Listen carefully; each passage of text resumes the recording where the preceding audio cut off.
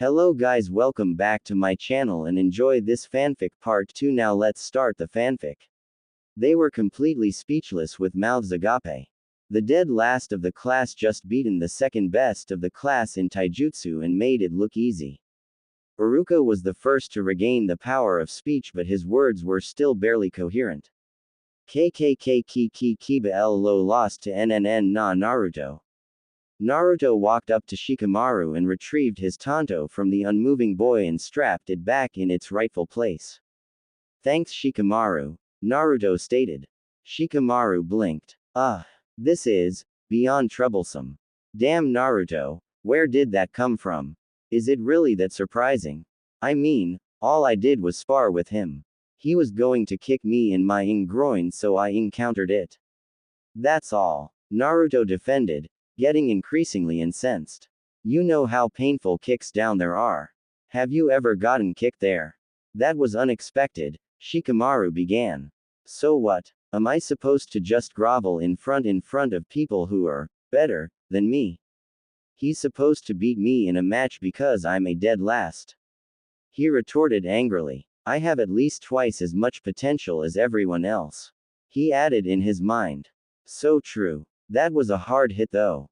We still actually need the brat to take the exams tomorrow. Shikamaru silently stared at the boy in front of him. The boy's eyes seemed to slightly glaze over whenever he thought to himself, as it were the case now. It was almost as if he were talking to someone. Naruto is such an enigma.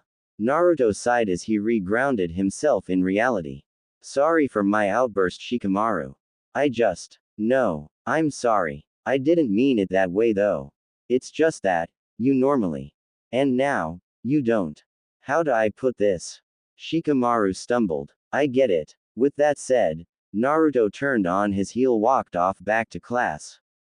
Not sure what to do anymore, the Nara followed shortly afterwards. It was only after the two boys left that everything erupted into chaos. What the hell just happened? The dead last beat him. Kiba lost. Roanna, you bet me 15 ryo that Kiba would win. Pay up. Mizuki slipped away, no doubt to do some serious thinking about what he just saw. That left Iruka to clean up the aftermath. Hey, the Dobi did it. That's more evidence that points to him knowing and being capable of more than he lets on. Perhaps I'll find out something more under those goggles. After all, even with his new outfit, he kept his goggles on. There has to be a legitimate reason. Sasuke thought, walking off to sit under a tree to watch the development. Perhaps someone may even unconsciously yell a viable theory as to how and why Naruto won. Surprising. It's almost as if it's a brand new Naruto. He gives off a more confident and serious vibe and he sounds refined. My insects insist that it is indeed him, identifying him by his chakra signature. This requires more information. Was he holding back or acting irrationally on purpose? He couldn't have amassed the skills to beat a taijutsu brawler like Kiba in just a day, or even a month when Kiba has practiced every day even before attending the academy. He had to have been receiving special tutoring for some time. But why would he hide his skills? To what end? The stoic bug user remained unreadable to the outside world. But it was obvious that he was thinking of the match. Who wouldn't be? Naruto-kun won. Hinata breathed a little easier. She had worried that Naruto would have gotten hurt and lost badly to Kiba. It seemed that her concerns had been for nothing. But she couldn't help but wonder if his new behavior was due to what had happened the day before. She blushed when she remembered that she had broken down his door, and how he reacted when he found out what she did. Ino picked up a stick and poked the still unconscious Kiba in the side, but found him unresponsive. Is he dead? He's not dead, Ino pig. He's only unconscious. Quit acting like such a blonde. Sakura yelled. Oh yeah, Bill bored brow. Ino pig. They immediately started butting heads like cattle, fighting for dominance. Iruka gave a long exhale. It really was Naruto's gift to make a class go chaotic in no time flat. Everyone, get to class. Back in the class, Naruto sighed and placed his head on the desk. As he blinked, he found himself in the mindscape in front of the seal. He peered through the bars and found the great fox sitting on his haunches, waiting for him. What do you want? I need advice. That will be one extra, you know. And I'm already on 97. As soon I finish up to 100, you can finally fix this damn seal into something more scenic. 97. That many. Memory doesn't lie. But I never knew you counted advice. Advice counts as help. Take it or leave it. Besides, it's been more than 6 years that I've been waiting. Naruto sighed. I'll take it. 98. The Kyuubi nodded. What is it? Am I moving too fast? I mean, I knew I was pushing it by wearing the outfit and all, but I'm revealing some skills I think I should be keeping hidden longer still. And I don't want Ito catching on to the fact that I'm not a dunce anymore. The guy still wants my bloodline. Frankly, those skills you showed weren't overcomplicated. All you did was counter Kiba's attacks.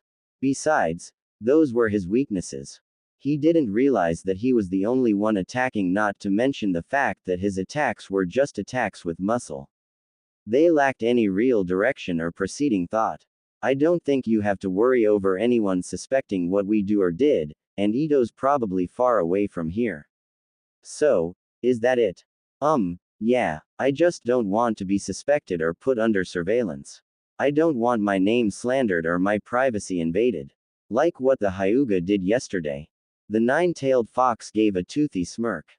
That's different. She did that out of concern. The boy defended. Feeling something foreign happening on the outside of his body, Naruto left the mindscape. Look. The guy's asleep. A civilian student exclaimed. I'm not surprised. They agreed for 15 minutes, but they were fighting it out for half an hour. His friend replied. Hey, I'm grateful. That's a half hour I don't have to listen to Iruka-sensei's lecture. I don't look at it that way. I look at it as a half hour of sleep lost. The boys laughed but were rudely pushed out of the way by a certain Uchiha. Out of my way. Hey, watch it. Geez. What a prick. The raven-haired youth ignored the boys whom he had affronted. He looked to the Uzumaki who seemed asleep. Perfect. This was likely an opportune time to remove those damned goggles. His curiosity had reached its peak when he replayed the fight in his mind and realized that whenever Naruto would be harmed in the face he took more precautions to protect it than even his weakest vital areas. What aspiring ninja would do that? Shouldn't your vitals be the most guarded? He reached up to the sleeping boy and lifted his head with one hand. Unresponsive. Must be a heavy sleeper. How pathetic. Sasuke-kun, what are you doing? Ino asked. The Uchiha did not answer as he grasped the boy's goggles with his free hand and started to pull it off. Naruto's eyes opened all of a sudden and grabbed Sasuke's offending hand. What do you think you're doing, Uchiha? He bit out, already more than just a bit upset. I'm taking your goggles off. What does it look like I'm doing? The boy replied arrogantly. They're mine, so shove off. Naruto stood up and gave him a slight push away from himself. Try that again and I'll break your arm. He could still be an idiot. I could just ask him. Sasuke thought. Can I look them over? He asked. No. Sentimental value. The Uchiha said something he never thought he'd say. Please. He strained. Sorry. No. Naruto was shocked to hear the Uchiha showing courtesy. Perhaps there was hope for him after all. Naruto baka. Just give Sasuke-kun the stupid goggles. Sakura yelled at the blonde-haired boy and attempted to punch him in the head. He perceived the attack and in the time it took to connect, he debated on whether or not to let her him. After hesitating, he allowed her to, and it struck in the same spot where she always battered him in the past. Regardless, he didn't flinch, and his head didn't budge. She was surprised at the circumstance that he didn't cry out or keel like he usually did, and only stared at her with a countenance of mixed emotions, that being disappointment, anger and, strangely, relief. It hurts, you know, he said quietly. But you don't know anything about me other than my name, but you're always hitting me. I liked you, Sakura. Liked, he repeated, adding emphasis to his usage of past tense, and even if you're not sorry, I am. We were shallow, and both fools. His strange expression soon twisted into a glare, and Sakura, who was still trying to process his message, winced and backed away when she saw it. I'm not anymore, and I hope you change too. Until then, never touch me again. Still not fully able to sort out what he meant, she still managed to understand the threat and retreated from him quickly. Things were quiet for the rest of the day. Quiet and inexplicable. X. What should we work on, Kyubi? The exams tomorrow. The best thing would be to study. I have that in the bag. All I have to do is to answer a few questions. I even read over everything from Hinata's notes. She's really nice. She stutters a lot around me though, but not as much around everyone else. I wonder why that is. The nine-tailed fox took a deep breath as he tried to get over the fact that his container was still far too oblivious to some things for his own good. It's just the first day. But if every day is gonna be like this, I'm going to regret not telling him today. I don't have a clue, he answered. So studying is out. Taijutsu is doing alright. That leaves Bukijutsu and Ninjutsu.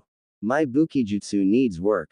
I'll work on that. I'm not sure if I can throw a kunai properly, even though I remember. 99. What? No, it's not. You asked me for what I thought. Which is my opinion, which is guidance, which is advice, which is help. Therefore, it's now at 99. Naruto growled in frustration. Fine. I didn't know I was that helpless. He grabbed up his shuriken and kunai holsters before looking over the abandoned training ground he was in. Spying a training post, he approached it and set it upright and checked it. Seems to be in good condition, he muttered to himself. He backpedaled away what he guessed was 30 yards away from it and towed a line in the dirt. I've never made it accurately from this distance. I usually miss by a couple of inches at least, and that was before you put the seal on me, he remarked out loud to the Kyubi as much as did to himself. Just try it. Every time you miss, you have to cut yourself. What? Cut yourself? The Kyubi said slowly, almost as if it were a threat. I would try my utmost best so as to avoid maiming myself. Interesting, Naruto said in mock appreciation. No. Do it or I'll give you horrible nightmares. Naruto scoffed. Like what? Make you dream of kissing the Sandaime Hokage, for starters. Or make you relive the Anbu feeding you vegetables. What the? You're sick. Get to it. It was extremely difficult, if not nigh impossible to affect his dreams. But his container didn't need to know that. Motivation was needed. Naruto hurriedly got out his weapons, 3 kunai and 7 shuriken. The boy stared at the bull's-eye intently. All right. Just don't miss. He threw the first kunai. He watched it sail through the air to the target. And hit dead center. That's pretty damn good. Do that another 10 times, then I may be impressed. You'll also get to keep your flesh in one piece, too. Naruto gulped. His physical health, or mental one, was on the line. He readied his second kunai and threw again. It struck in the center as well, and it shocked him. To even throw 2 in a row accurately at 30 yards was rare for him. Suddenly he started thinking, I wonder if this has something to do with focus. The Kyubi had caught the thought and momentarily thought the same thing. Perhaps. Boy, focus on the bull's eye and throw 3 shuriken from each hand at the same time. I won't punish you if you miss. That should be a Chunin level type of thing, right? What? I can't do that. My aim is atrocious already. Do it, or I'll change my mind about the punishment. The lad readied his shuriken. He focused on the bullseye only just like before, exhaled and then threw the shuriken, with his hand following through with the throw.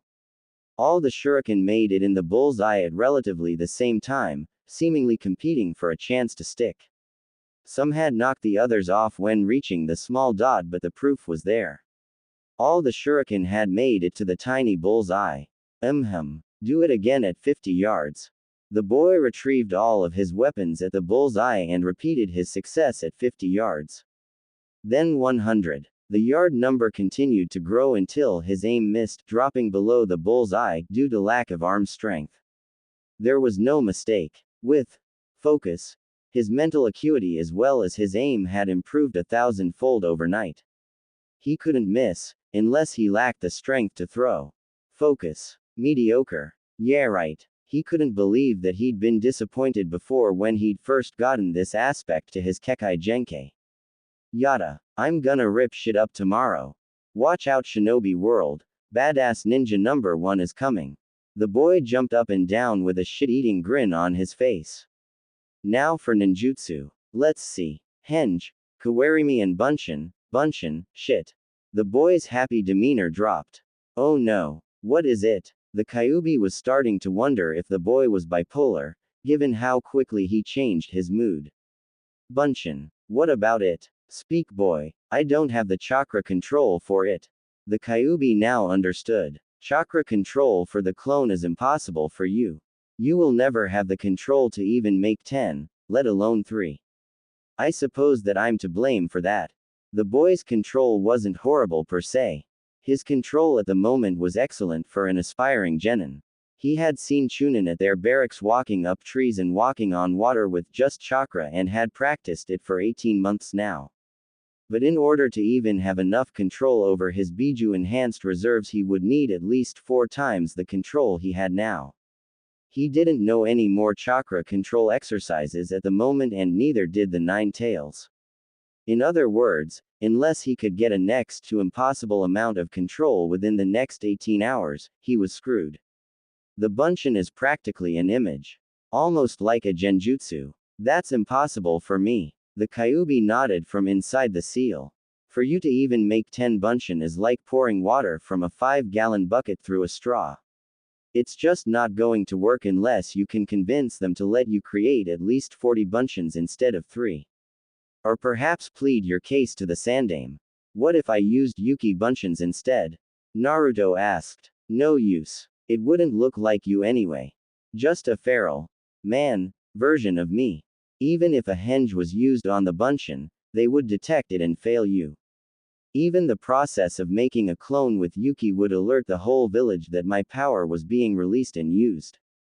The village's Anbu would have you under chains and locks in less than a minute.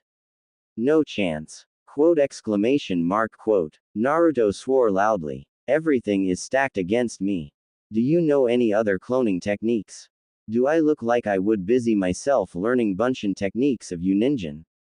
Kyuubi spat. Guess that's a no. I'll have to talk to Gigi then. The boy got his throwing weapons together and replaced them back into the holster and made his leave. As he ran to the Hokage Tower to see his surrogate grandfather, he wondered if he would be able to help him with his unfortunate situation. =X=X=. The Sandame Hokage stamped another document with his seal of approval. Damn it all. I'm getting too old for this shit. One of these days, I'm gonna burn it down for all the good this paperwork is. Introducing a break in his thoughts, the door opened a bit and his secretary poked her head inside. Hello Hokage-sama. I have brought more documents that was sent here seeking approval. Great. It seems that's all my secretary is good for. To bring more paperwork. Just when I thought I was almost done. His secretary finished pushing the door open with her rear and turned around, revealing a double armful of folders of paperwork. She placed them on his desk and made her remark. Also, Hokage-sama, Uzumaki is also here to see you. Uzumaki. You can send him in. Right away, Hokage-sama.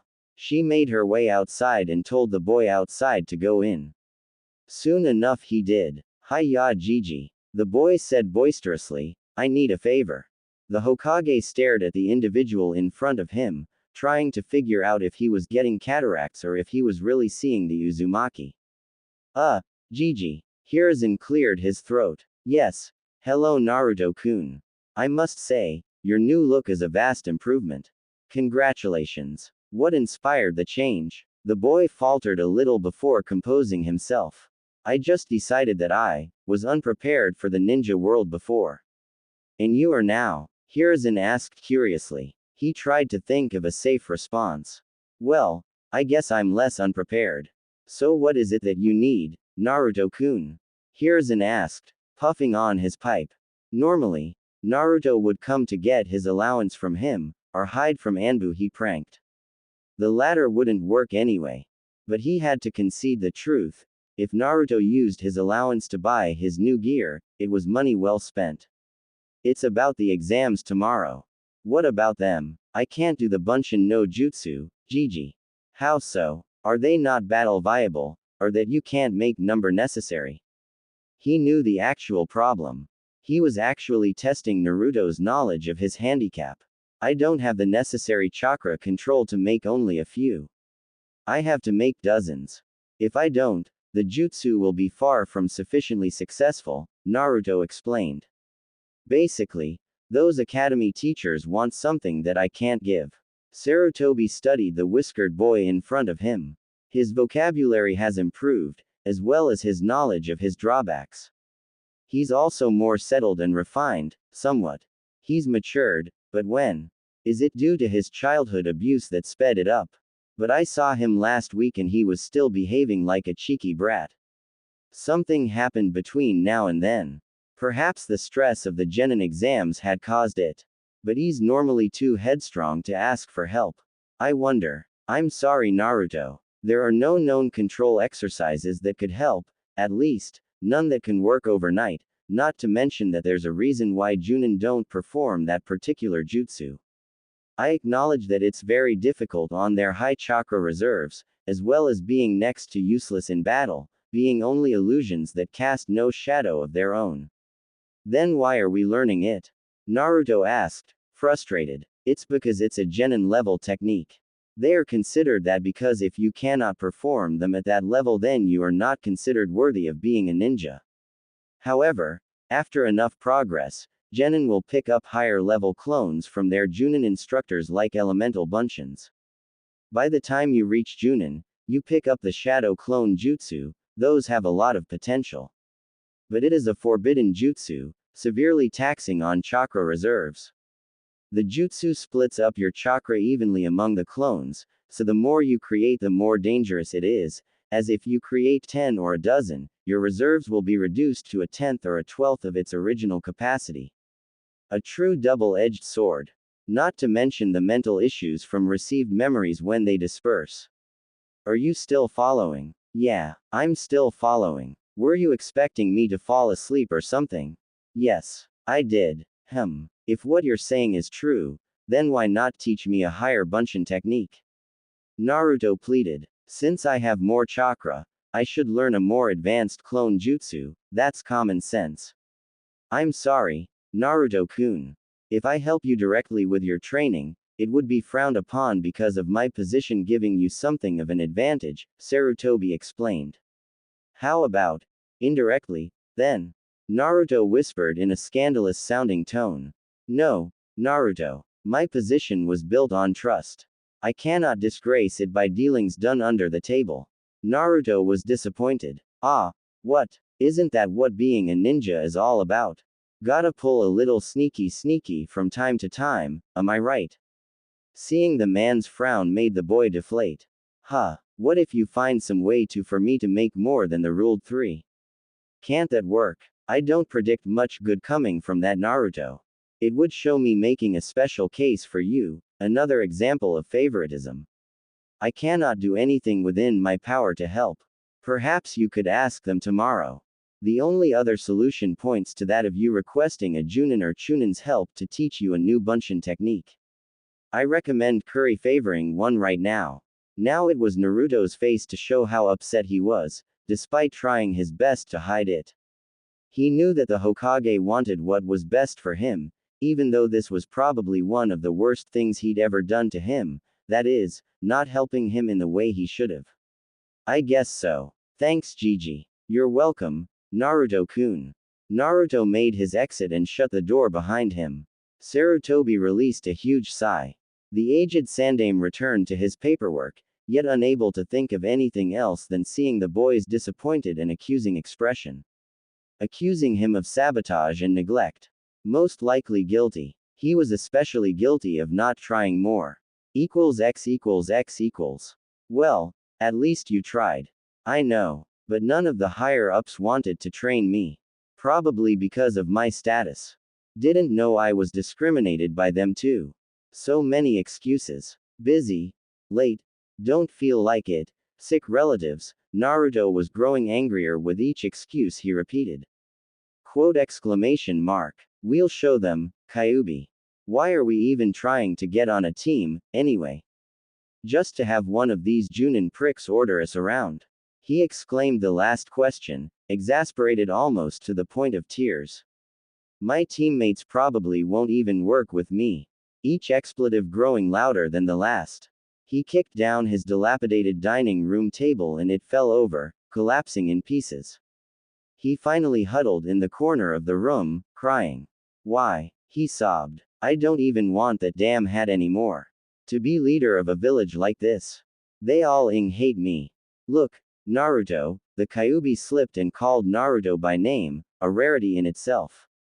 The distraught boy barely noticed in his emotional state. Yeah, you know what you want. You want to a scumming bastard who wants to eat your goddamn brains just to get your Kekai Genkai, and if he isn't wiped out, a lot of people are gonna die. You want to become someone that people can look up to, not necessarily the Hokage. You want to get powerful to do everything you want. And if you are going to allow a simple bunshin to stand in your way of that ambition, you're not Naruto. You're just a washed up wuss who gave up. Now get the up and grow a backbone. Naruto, who had been listening half-heartedly, restrained himself from laughing at the adverse temperaments in the attempted motivational speech but had his usual confidence and determination return, that was clear by merely looking at his eyes. That's right. He knew why he lived. If for nothing else, he wanted to avenge the death of his parents. That was his drive and he wasn't going to have some ignorant civilians and biased ninja stand in his way of that. If anything, they were the ones that pumped him full of the hate that made him want to take it out on his parents. Thanks Kyuubi. I needed that. Kurama. Excuse me. That's my name, boy. My name is Kurama. I'm getting so damn sick of you calling my title as a name. Hey. Good night Kurama. Good night Naruto. =X=X=. Next. Uchiha Sasuke. The instructor announced. Said boy frowned and stood. Finally, it was his turn. Ninjutsu was his forte, his field of expertise in the class. He would do nothing short of perfect. He made his way to the designated room and shut the door behind him. Troublesome. Couldn't they have let me just go on home? A certain Nara grumbled to his whiskered companion. I already passed. There was no need to keep me here. Quit your complaining. At least you passed. Naruto retorted, eyeing Shikamaru's Hitai with rising envy. He had tied it around his upper arm on his biceps. It's a forehead protector. Why don't you wear there? I'm not complaining. I'm merely saying how displeased I am. And it doesn't matter where you wear it, as long as you have it in noticeable view, it's not against the rules. And what do you mean? At least I passed. Practically everyone passed. Only you and Ino are left. Troublesome. I'm saying that because there is a high chance I won't. You seemed confident doing the written exam, which is unusual for you I might add, aced taijutsu with Sasuke and Kiba. All that's left is ninjutsu, and that's a breeze. Even I didn't complain doing that. Fortune smiles on the lazy, Naruto bemoaned. The door opened again to reveal a raven-haired youth sporting his Hitai on his forehead. He smirked and reclaimed his seat. Almost as soon as he did, fangirls surrounded him. It only served to make him drop the smirk for a look of slight exasperation. Next, Uzumaki Naruto. Naruto heaved himself up and steeled himself. He went inside to see both Mizuki and Iruka sitting behind a desk, with a box with a few headbands in it. So close. Okay. Naruto. Please begin. Perform a henge. Anyone special? Naruto asked Iruka. Do anyone. Naruto placed his hand in a ram hand seal. Henge. He was surrounded by a thin layer of smoke. The smoke soon cleared to reveal a perfect version of Iruka. Naruto. Pay attention. Naruto shouted in his impersonation. Excellent. The yell was comical and unnecessary though. Iruka was displeased. Now to perform a kawarimi. Are you ready? Hi sensei. Uruka threw a Senbon needle at Naruto's foot and he instantly substituted for a chair. Very good. Naruto returned back to his place and waited for the words he didn't want to hear. Now, perform the Bunshin no Jutsu, 3 of them please. And yet so far. Uruka-sensei, can I do more than 3? Mizuki spoke up for the first time. No you can't, Naruto. 3's the number set by the Academy's board. I see. So it's non-negotiable. No Naruto, they're not. Those are the rules. Prepared to fail, Naruto set his face in a grim expression. To Uruka, it was as if it were chiseled out of granite. Outside, 15 minutes later, Naruto watched the students jostle around with their parents. All were happy except for him. He could hear small exclamations of parents who claimed to be proud of their children who had passed their genin exam. Yeah, let them celebrate. They're gonna die out there in the real world. A ninja is just a guy who's for money. That's what it boils down to. I don't think I would have been happy either way if I had passed. It's just a means to an end. But in order to be able to carry out my purposes, I need to become a ninja. I won't get to learn any more, and I can't get stronger. True. Hey, the Dobi didn't pass. What an idiot. Kiba shouted. He still kicked your yesterday Kiba. I'm out 15 Ryo because you lost. Shut up Roanna. I underestimated him. Naruto ignored him. If Kiba was trying to get a rise out of him, he was going to be disappointed. He wasn't going to start up any shenanigans, but if Kiba wanted to, he was going to put a stop to it. Hey dead last. Can't make a simple bunshin. You're such an idiot. Kiba taunted. No answer. Don't you hear me talking to you, dumbass?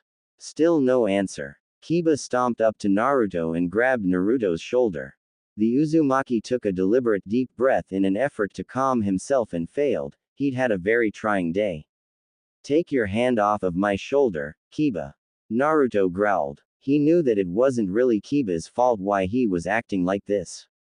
He was probably only feeling hyped up because he passed the exam and Naruto didn't, and he took it as a sign that he was actually better than Naruto at taijutsu and was aching for a rematch without any consideration for the means. Oh yeah, what are you going to do about it, dead last? Naruto grabbed the handle in his short holster. He was about to pull out the yet-to-be-discovered weapon out of it when he heard Mizuki's voice. Oi, Naruto, I want to have a word with you. He yelled, walking up to said boy. Inuzuka, go on home. I can still renounce your ninja status you know. It's still early. Huh? The boy asked to clarify. He means it's not too late to take back your headband from you, mongrel, Naruto scoffed. What was that? Kiba yelled. Enough. Mizuki ordered. Kiba, leave. Kiba grudgingly let Naruto's shoulder go and left with his friends. He glanced back at Naruto with hate in his eyes as if to say, this isn't over. Naruto had a bored look in his eyes that spoke volumes of indifference. He turned his attention back to his teacher. What is it, Mizuki-sensei? Mizuki grinned. There is a way to still become a genin.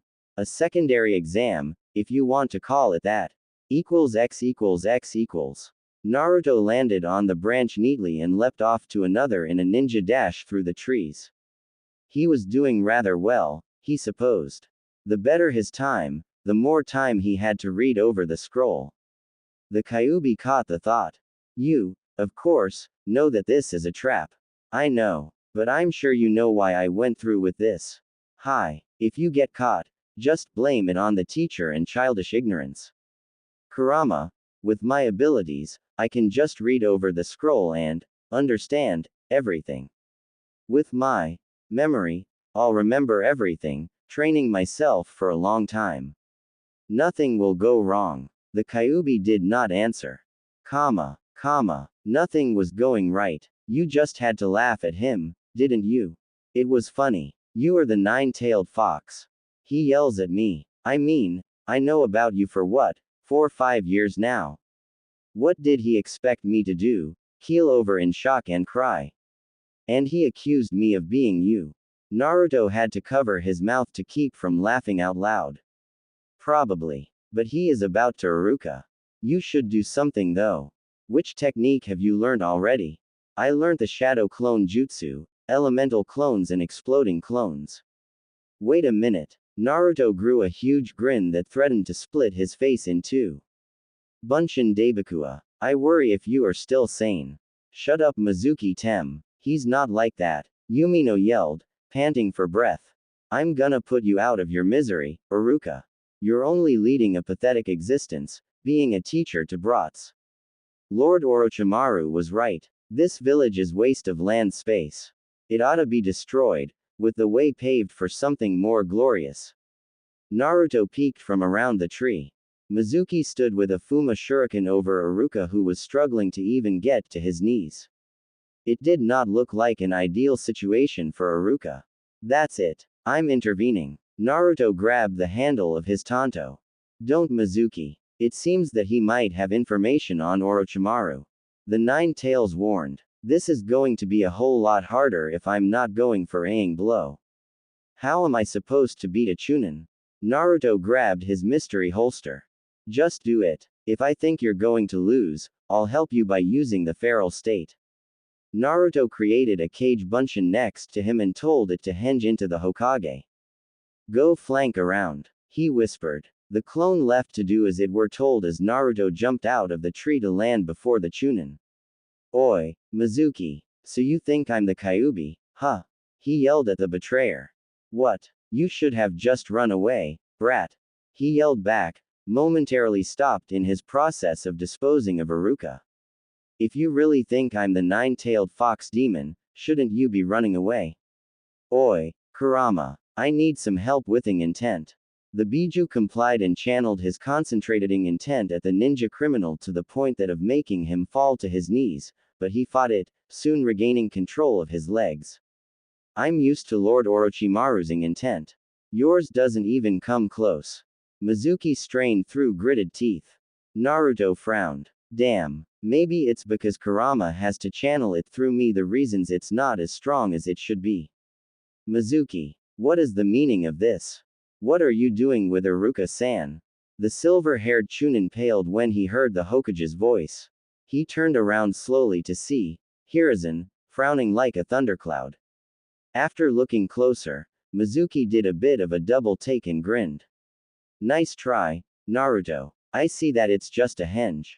But even so, how did he do that? He can't do a Bunshin and Bunshin can't talk or be hidden under henge. He must have learned a Bunshin technique from the scroll. But which one's a clone? He took two kunai and threw them at blurring speeds at both Narutos. Both exploded into smoke. One into nothing, one into a log. Cage Bunshin. Impressive. But I'm a Chunin. You're not even a genin. He yelled, looking up into the trees. He got no answer to his taunt. If you don't come back, I'll Iruka. He still heard nothing except for a stray owl, hooting its cry. Deciding to make good on his threat, he looked down again while taking out a kunai. He gawked. Iruka wasn't there. What's the matter? The ethereal-sounding voice seemed to come from everywhere. Where are you? I'm going to gut you like a fish. The Chunin yelled. All right, I'm coming, Naruto said, as if in multiple voices. We're all coming. Before Mizuki could react to the fact that Naruto referred to himself in plural third person, 50 clones came into the clearing. As if on cue, they all grasped the secondary weapons on their waists. They all withdrew the handles at the same time and swiped it down rapidly, the weapon extending itself into a telescoping baton. They all assumed Naruto's taijutsu stance as they readied themselves. Mizuki was feeling overwhelmed, but he didn't let it show. Get him. The clones charged the traitor, bomb rushing him. Mizuki took out a kunai in each hand and prepared to defend himself. He swiped at the closest clone and he puffed away into smoke. Seeing a clone about to strike him in the face, he dropped to his knees, letting the clone strike another of his brethren. He threw one of his kunai at a very suspicious-looking clone that seemed inactive, smirking in satisfaction when he saw it bleed. All the clones dispelled. I knew you were the one. You didn't try to fight like everyone else. Mizuki walked up to the collapsed boy who was holding his chest. Mizuki readied his last kunai and chucked it at Naruto's throat, grinning in satisfaction when he saw the boy begin to bleed out. There was momentary pause before Naruto seemed to lose color in every fiber of his being before he fell apart into water. Water Bunshin. Immediately following, an Iowa clone dropped out of the trees onto the baffled Chunin with only his knees onto Mizuki's shoulders and then dispersing into rocks, further injuring the man. With the silver-haired man crying out in pain, yet another voice sounded from behind him. Futon. Datapa. Wind release. Great breakthrough, a massive and powerful wind from a clone blew the man away towards the real boy. He couldn't stop his motion when he saw the Uzumaki take out his baton and tightened his grip on it. No. Mizuki realized what was about to happen. Naruto sidestepped and clocked the silver-haired man with the baton with a devastating clothesline move, shattering his jaw. Mizuki's legs flew forward in front of him and the man landed on his back, out cold. Naruto sighed. It was finally finished. He created some cage bunshin that each carried the man by a limb. He was joined by two more cage bunshin that had Iruka leaning on his shoulder and another who had the forbidden scroll of seals. They walked back to the village, not one word passing between them. X equals X equals. Hiruzen sighed and put away the ball. He had seen enough. They were almost here anyway. He had felt disappointed when he had learned that Naruto didn't pass his exam, but he wasn't surprised. The genin exams were practically rigged against him and creating weak genin in the process. He couldn't help him. But somewhere along the line, he felt that he should have done more to help Naruto. But how did Naruto learn those fighting skills, the jutsu? Someone was helping him but he did not know who. Or rather, he did not know of anyone willing to teach the pariah of the village a jutsu of any kind. A few knocks came at the door. Hiruzen sighed. Come in Iruka-san, Naruto-kun. The door opened to reveal said people who one of which dispelled his clones carrying Mizuki. The action dropped the traitor unceremoniously to the floor. Sarutobi sensed his Anbu about to attack so he diverted them by ordering them to carry the unconscious man to Morino Ibiki at torture and interrogations. They disappeared with the captured man, akin to nothing more than spirits. Hokage-sama, it's been a long night for me, I would like to return home, or go to a hospital, and I may have injured something. The Chunin requested. Very well, Iruka. You may go. The Chunin was about to go when he hesitated. Naruto. The boy turned around to look at him. Hi. Yumino took off his headband and walked up to Naruto and dropped it into his hands. Arigato, Naruto, for saving me. I'll see you come Monday. Naruto understood but feigned ignorance.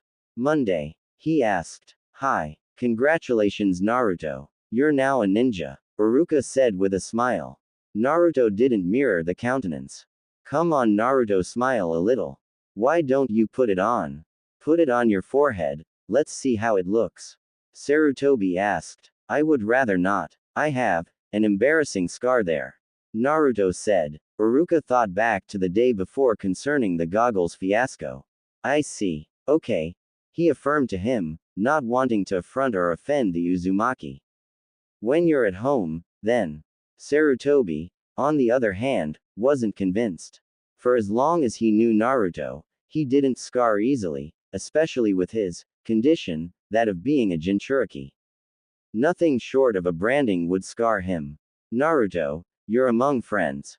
Please try it on. Aren't you excited? You're a step closer to being Hokage. I would rather not, Hokage-sama. Naruto glared. Hiruzen was surprised. He had expected Naruto to be bouncing off the walls. But he was practically behaving like a branch Hyuga, firm, glaring, hiding his forehead and all that. However, he didn't press the issue. That's fine Naruto. I will respect your privacy. Naruto nodded. May I leave as well? It's been ups and downs all day today, and I'm exhausted. Sarutobi frowned. There's that attitude again. That would serve everyone well, Naruto. You may come in tomorrow at 10 am to report what happened. Naruto gave a slow nod. Alright, Hokage-sama. Tomorrow. Naruto left and shut the door behind him. As he left, Kurama shrugged inside the seal. So you're a ninja now, huh? I thought you would be doing cartwheels right now. Not now, Kurama. I just want to sleep. Hiruzen Sarutobi sighed. He had completed hearing the story from both Naruto and Iruka's point of view an hour ago, and considering how he had been watching the whole development using his crystal ball technique, he knew that they did not omit any details. Because of that damned defector Mizuki, Naruto is now fully aware of his Jinchuriki status. The Hokage cursed internally. Some choice swears that he hadn't used in years. He hadn't wanted Naruto to know about his inner demon, but now that he thought about it, regardless if whether or not he should have been told by Hiruzen himself from an earlier age, it hadn't been fair to assume that Naruto would never have found out about it eventually. However, one thing concerned him greatly: the boy had taken it so well. Something like that should have fazed him, despite acquiring some sense of maturity like he had seemed to have gotten overnight. Instead, Naruto had laughed. But I'm sure that no one's told him. But if they did, someone's head is going to roll. Everyone in the village knew the penalty for speaking about something that is forbidden under S-rank secrecy. That was one issue. The next one, albeit less serious, was still enigmatic. Naruto, an aspiring genin, had beaten a chunin like Mizuki. The man had years of experience over Naruto with smarts and weight class, yet Naruto had tricked him, fought him and used jutsus with a fairly high degree of proficiency, and that didn't even include the fact that Naruto was now well versed in taijutsu. Then there was how quickly he learned the shadow clone jutsu as well as the elemental clone variants. To even learn the shadow clone jutsu in a few hours is stupendous for anyone short of a genius and a jonin, much less elemental bunshins as well. As it stands now, Naruto is the strongest in his class, at least twice as strong as the so-called prodigy Uchiha Sasuke. If he gets placed on that team, the team will be the strongest and imbalanced. But which team? I'll need discuss it with the Jonin senseis tomorrow. They already know about the incident. Sarutobi rested his chin on his hands, suddenly feeling wistful. To think Naruto has grown the most and is the strongest of his generation without our assistance, as much as it shames me to say it, is unsettling. The aged Hokage puffed on his pipe twice and returned to his work. While doing so, he discovered a note between two reports that warranted his attention. I shall return to check up on the dealings of the changes I have instated. I will also need to speak to Hyuga Hiyashi while in your presence. I hope I receive a better reception than what I received all those years ago. I shall be there at 9 p.m. tonight. The man grimaced. Oh, it's the man who saved Hinata and wanted favors from us. It's going to be a long night. X equals X equals. A boy was currently sitting in a lotus position with his hands in a ram seal. He wasn't trying to perform a jutsu, or concentrating his chakra to use. He found that doing this as a form of meditational exercise helped him to relax and collect his thoughts, and sift through his memories. However, one kept disturbing him, that being of how he'd gotten last night by Mizuki. Naruto opened his eyes and raised an eyebrow. Where did he get that visualized thought? It's as if he remembered dying, when he obviously didn't.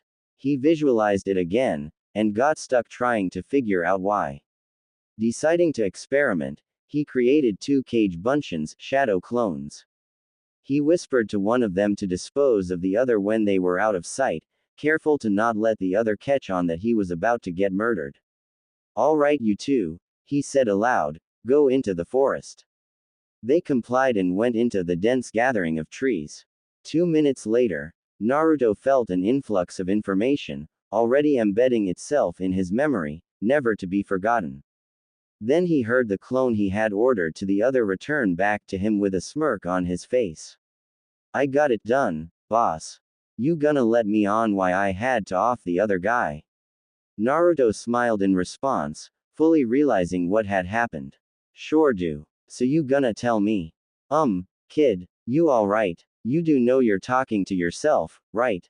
People will think you're crazy, the fox said, speaking for the first time since the day's beginning. Huh? The clone asked. I can hear Kurama. I'm not crazy. He is. The clone said, pointing at the original Naruto. Naruto did a double take. First off, I'm not crazy. Second, Naruto pointed to his gut. Kurama is inside me, not you. How the heck did he hear the Kyuubi? Damn clone. Ing twat. Both of the boys stopped and stared at each other. Can you hear me think? Naruto asked in his mind. No shit. Of course I can. Naruto heard the answer in his own mind, courtesy of the clone that appeared to be in thought. Kurama was, well, he felt confused and excited. The only person he ever really had to talk to, or at, depending on how his container perceived it, was Naruto, and with this, he'd actually be able to talk to more people, even if they were technically the same brat. The seal must have made it possible for you both to communicate by telepathy. Like a connection. But why did you make him the other one? Kurama asked. I remember getting stabbed in the back by a kunai because of this clone here. Naruto thought with a sweat drop. The clone only smirked in response. You know, I had considered bashing his head in with a rock. Naruto looked at the clone in mild horror.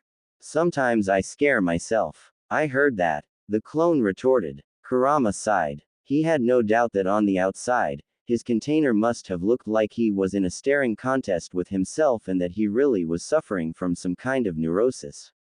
He cleared his throat to get Naruto to become more aware of what he was doing, and Naruto sighed while dispelling the clone. Anyway, he thought to Kurama. So these clones pass on memories when they disperse. This has loads of benefits, like for scouting things out, and going into hazardous situations when and where I can't risk myself going into. Think about it. The cog wheels in Naruto's head started grinding. I could be my own team. Not a registered team, but one I have in case my so-called future teammates let me down. This must be an answer to my prayers. A team that you could rely on, one that is expendable and able to communicate through literal speech. But a team would need diverse talents. Not everyone exactly the same. So it's not an ideal team. The kitsune replied. A team of people, that is, you, could be skilled, but it'd have a lot of problems with versatility. Just think about it. If they can pass on memories, they might be able to pass on several forms of progress. Or even my elemental clones. Each elemental clone might be able to train affinities until they become strong, and pass them to me upon dispelling. You're the one who helps me to make those clones anyway, since you're the one who knows what the hell chakra is, what kind of yin and yang composes it and can recreate it, you could make the elemental versions of the shadow clones. Sounds viable theoretically. Perhaps I could even use my own Biju chakra and vitality to make the clones longer lasting. Imagine, like you said, you could even have these clones training by using clones themselves. When the important clones dispel, you could gain years upon years of training, all in a month or two. I like it, the boy exclaimed. We won't need the village's mediocre team. We'll do it ourselves. But what will we call ourselves? Wait, do we need to give ourselves a name? He hesitated a bit, before making up his mind. Yeah, we'll name ourselves. The great fox thought for a moment. The idiot and his clones? He asked humorously. No, the boy was not amused. How about the tenacious 13? He asked after a while of thought. Before Kurama could ask why the name, Naruto went on to explain. 13 aspects. Clones with different aspects. Each clone will focus on one of each specialty that comes with being a shinobi. Futon, Kaden, Doden, Suiden, Raiden, Taijutsu, Kenjutsu, Trapping, Medical, Espionage and Assassination, Interrogation and Torture, Scouting and Censoring. The Kyuubi did a quick count. That's 12. It sounded viable, but if Kurama had to be honest with himself, he had to wonder why Naruto didn't mention Fuinjutsu. It was either because it went without saying, or Naruto simply didn't want to pursue it. He himself had an idea as to why the kid was like that, and his assumption was that Naruto might have believed that it helped ruin his life, Fuinjutsu being used by the man who wanted to him, Fuinjutsu being used to turn him into a Jinchuriki. Nah, he knew that Naruto didn't hate him. But he did hate everything that came with that effect.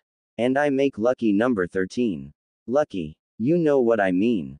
The Kyuubi grinned. The shows that the group is unique. Tenacious means firm and strong, not easily stopped, and 13 is number of the members, and it's dark and foreboding. I like it. Looks like you have an ambition. So what? They're gonna train, or are they supposed to help you, Ito, when you're good and ready? They're gonna help me train, Naruto replied. He got to work, now having a goal to work towards. And when I'm strong enough, I'm gonna put Ito in the in-ground.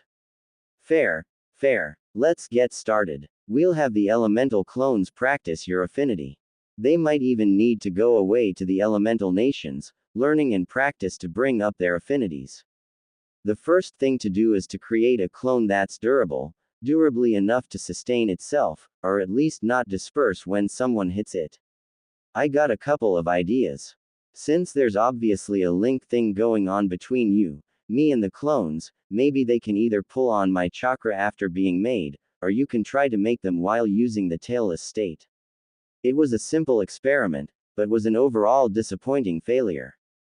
The clones could try to access Kurama's chakra wirelessly, as he'd put it, but while there was a switch being flicked, there simply wasn't any power to access. On the second aspect of the experiment, Naruto would create his clones while in the feral state, but they were still easily destroyed in one hit. He didn't even have long to put this through trial, as there was always the risk of alarming the whole village that the Kyuubi's chakra was being used.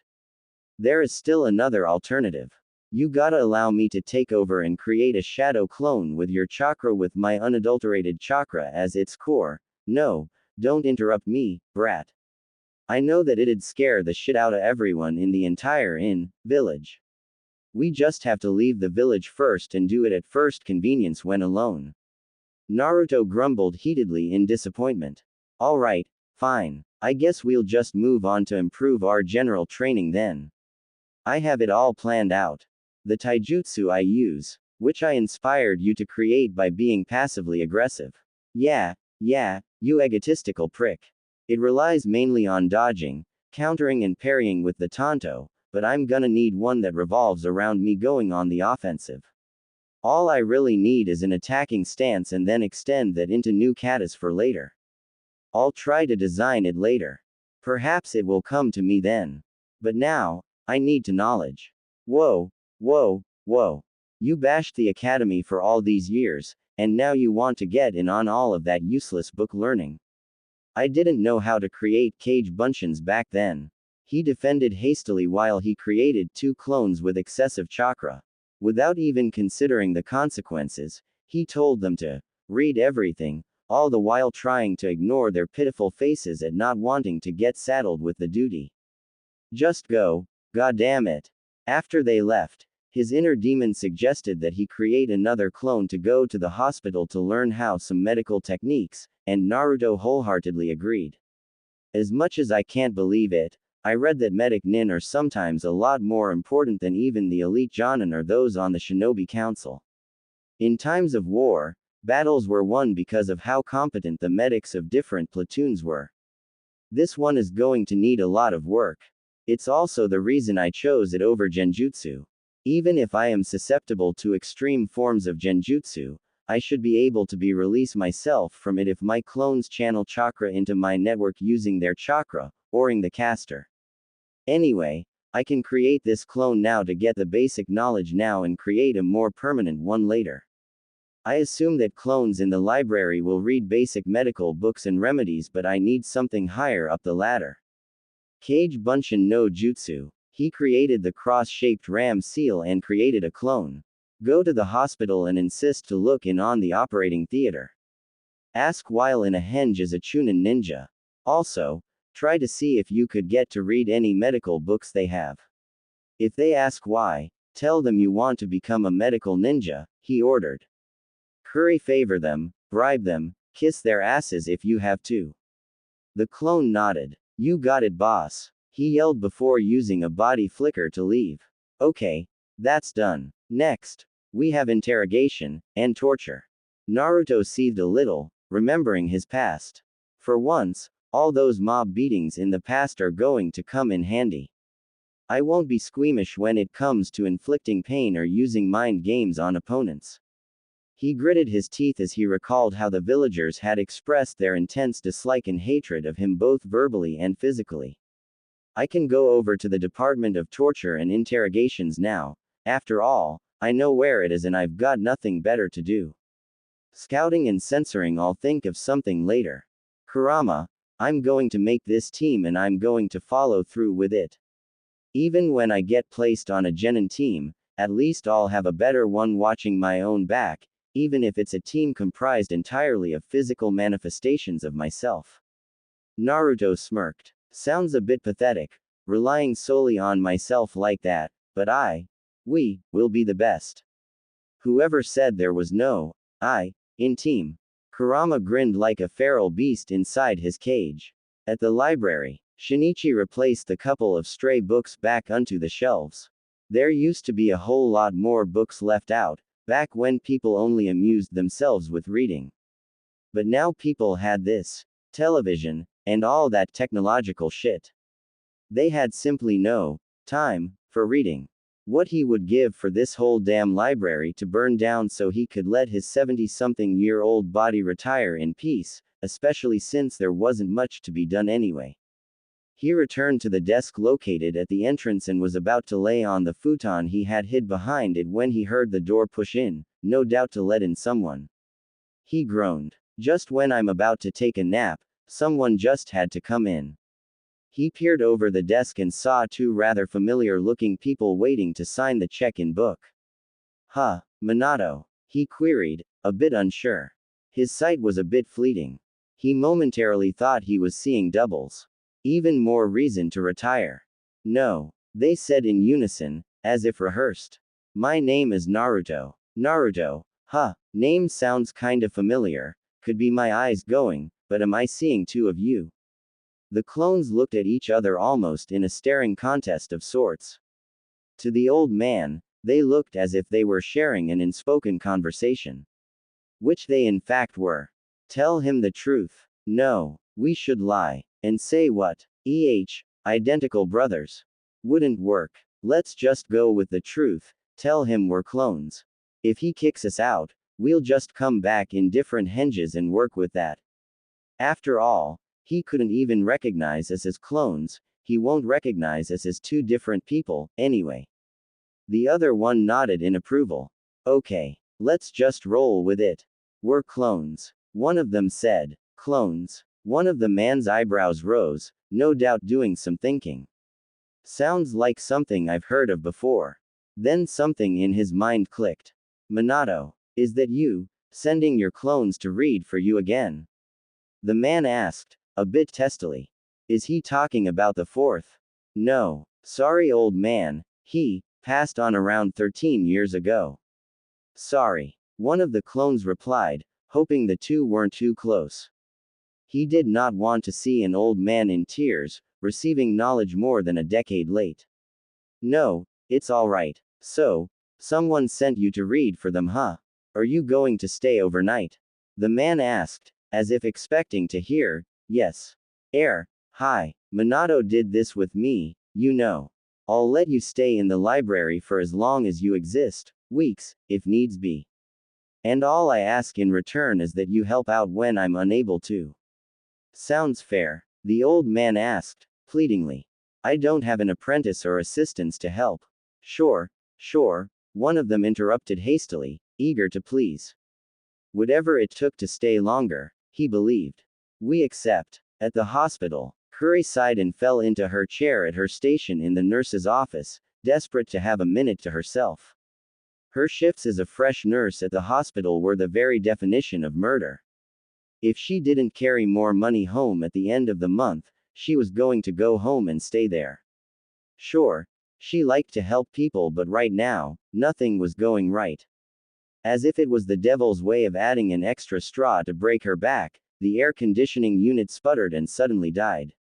She went over to it and fiddled with its dials, but nothing worked. She banged it, pleaded with it, threatened it, but nothing worked. She swore under her breath, just barely audible to keep the head nurse from hearing her profanity. After a while, she gave up and went downstairs. If she couldn't get comfortable indoors, she would simply try sitting out in the small garden at the back, she mused. One's as good as the other. She opened the hospital's front entrance and bumped into a young man who had appeared to have chosen that same moment to enter the hospital as well, and he was so strong that she was knocked onto her backside. Oh Cammy, why me? She was exasperated. Today must have been an off day for her. Oh, sorry, I wasn't paying attention. Sumimasen. He apologized profusely, hoping that he didn't hurt her. No, it's all right, she lied. She hoped he wasn't an important figure, because she did not need any more bullshit to put up with. They both picked themselves up and observed each other for a moment. A chunin. He was nondescript, nothing special going on for him. 5'9", spiky brown hair that framed a round face with a pointed chin. A nurse. She was dressed in the usual nurse's garb. She had straight black hair that fell to her shoulders with lovely teal eyes. The woman currently had her arms folded, which pronounced her already impressive bosom. All in all, even though being civilian-born and in medical nurse's clothes, she was an attractive woman.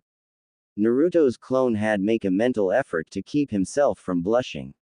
Excuse me, I am hoping this isn't a bad time, but I would like to know where to go so I can learn some medical techniques. I would. Sorry, can't help you. I'm not really up there on the medical staff ladder, and besides, no one even has the time to scratch their own heads, let alone teach someone. I don't think any of us can help you. The young chunin was crestfallen but brightened a little after some thinking. Maybe you could put in a good word for me to someone who could help me then. Or I could assist you in something or other so you could have some time to help me. I really don't want to become cannon fodder, he said pathetically, hoping to excite her sympathy. She, at the very least, did look like she was considering his offer. I could use his help. Tell you what, if you can fix an AC unit upstairs, I'll make some time for you, she replied in a careless tone. Perhaps some conditioned air would stop her from being all bothered. Just to fix it. Fair. Alright, get me the manual and I'll fix it. By the way, what's your name? Curry. And yours? He gave it some thought. Naruto. That's a weird name, but if your mama liked it, then who am I to judge? Follow me Naruto-san. =x=x=. The stoic Hyuga had settled himself behind his desk to continue his paperwork concerning the clan. His daughter had finally left him to go train with her sister. So she broke it down. I never once thought that her feelings for the young Uzumaki would even break her shy personality, even if it was only for an isolated incident, one-time thing. She broke his door in her concern for him. Perhaps she is enamored with him. Regardless, all we may owe him is the replacement of the door.